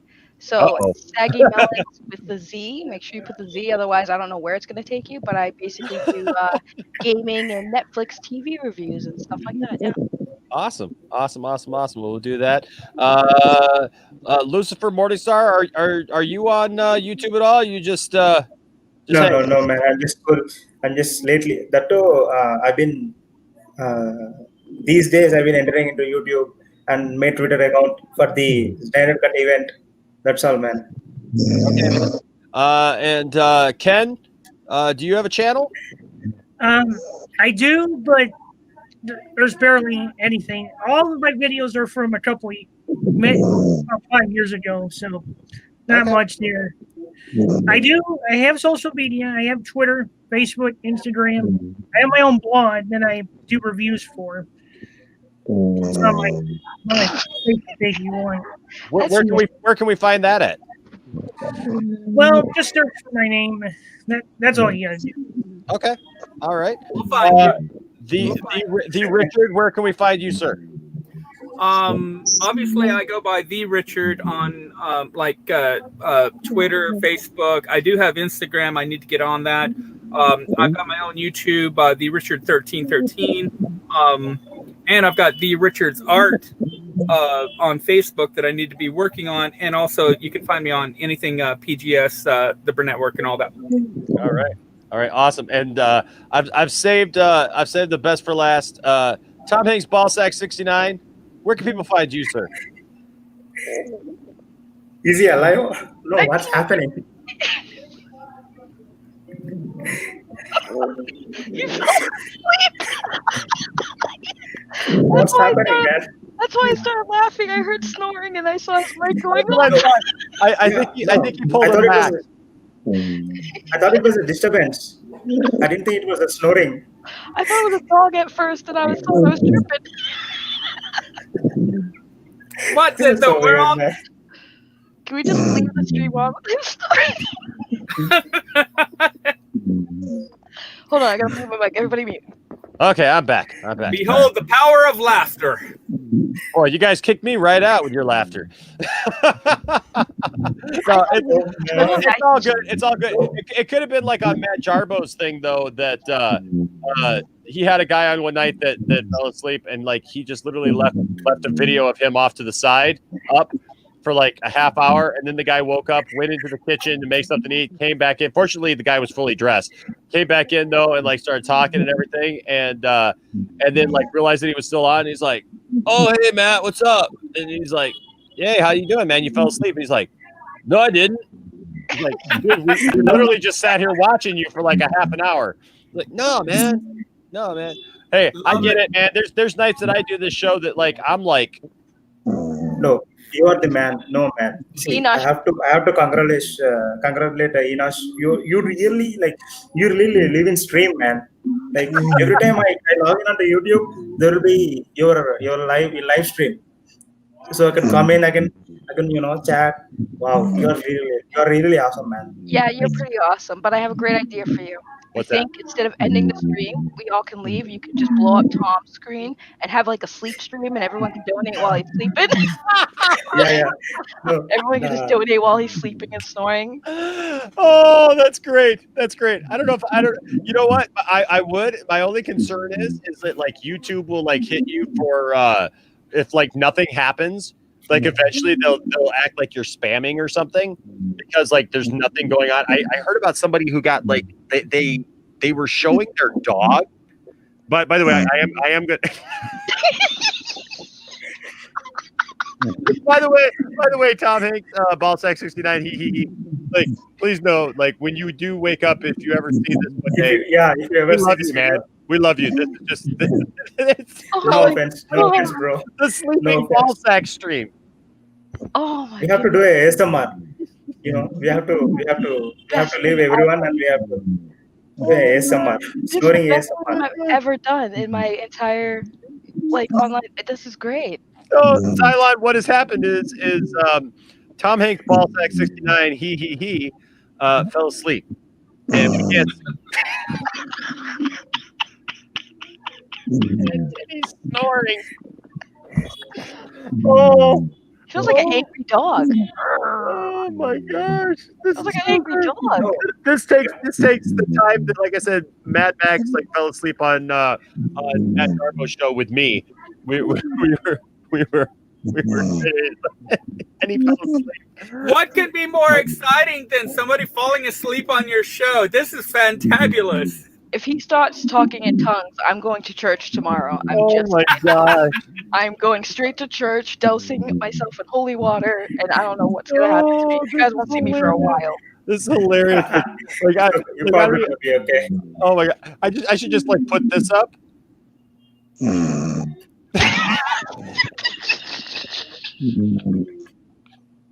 Oh my god! Sounds like a sleeping lion. Well, I kept wondering what that sound was, and then when you mentioned it, I was like, Well, because your friend was talking about what he was doing, and I started giggling when I realized he was sleeping, and I felt bad because he thought I was laughing at him. So that's why I typed it in the private chat, like, "Hey, I think the dude fell asleep." Sounds like a bulldog. I thought it was a dog at first. I was like, somebody's dog is really loud. I thought someone is talking in the background, and later I saw the comments. As Shaggy said, he's snoring. Sorry for laughing, and I was like, what? Yeah, Oh because my I thought it was a dog at first, and then I saw his mic going off, and I was like, oh, he must have the dog. And then I listened again. I was like, oh no, he's asleep. Because he's been quiet for a long time. oh. Well, I did notice that he hadn't said anything in a while, but hey, You can hear. Kenneth, I know that you dropped out, man. I'm sorry. This has just been like absolutely riveting. Kenneth, take Tom with you. Man, Take Wow. Tom with you, she says. I really got an idea, man. Like, do you have a clip of Zack Snyder saying like, "Wake the F up"? no, I don't. I don't. If you, see, he can hear our audio, right? I mean, if he has his audio on, he Yeah, can hear us, right? yeah. So yeah. if you play that clip, like exactly Zach saying that, so that he can wake up, Oh my god. Good night, Tom Hanks, Ballsack 69. We love you. Oh my Yeah. gosh. Andrew says, as a snorer myself, this is hilarious. Yeah, it's just like, I thought he was snore too, making dog noises. I snore too, but I can't imagine falling asleep on a stream. Oh God. Well, this in no way is going to be reflected in any way in any other clips in his future, I'm certain. No. You know what? We will never, ever make fun of something as silly as this. But you know what? When Tom Hanks Ballsack falls asleep on your show, Whoa! I think we got a show. Oh, yeah, we got a show. We definitely got a show. Oh, yeah, there's a show.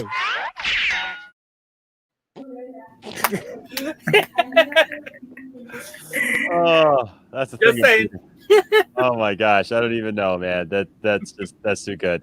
Well, hey guys, we're gonna let Tom Hanks Ballsack get some sleep and get some rest, and I'm gonna go get some rest too because it's 4 a.m. here where I'm at, and but thank you guys for joining me. It was great having Tom Hanks Ballsack here for the first time, and when he was awake, he shared some really great.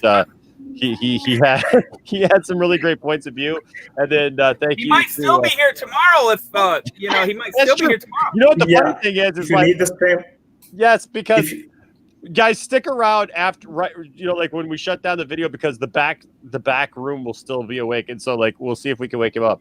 Oh my gosh, but thank you, Lucifer Morningstar, for being on today. Thank you, Saggy Miller. thank you, man. It's awesome. It's been awesome getting to know you guys, and thank you, the Richard. You guys are fantastic. Like I always say, folks, you know what? Don't let anybody tell you that your fandom doesn't matter. Always stick true to your guns. And you know what? Also treat everybody else with respect as well. And if you do that, there'll always be a place for you here in the Poindexter Lounge. And all I got to say is, like, seriously, where else are you going to get riveting videos like this? Am I the only one? Almost on cue. Almost. Okay. All right, guys. We'll see you guys next time. Stay nerdy. Thank you.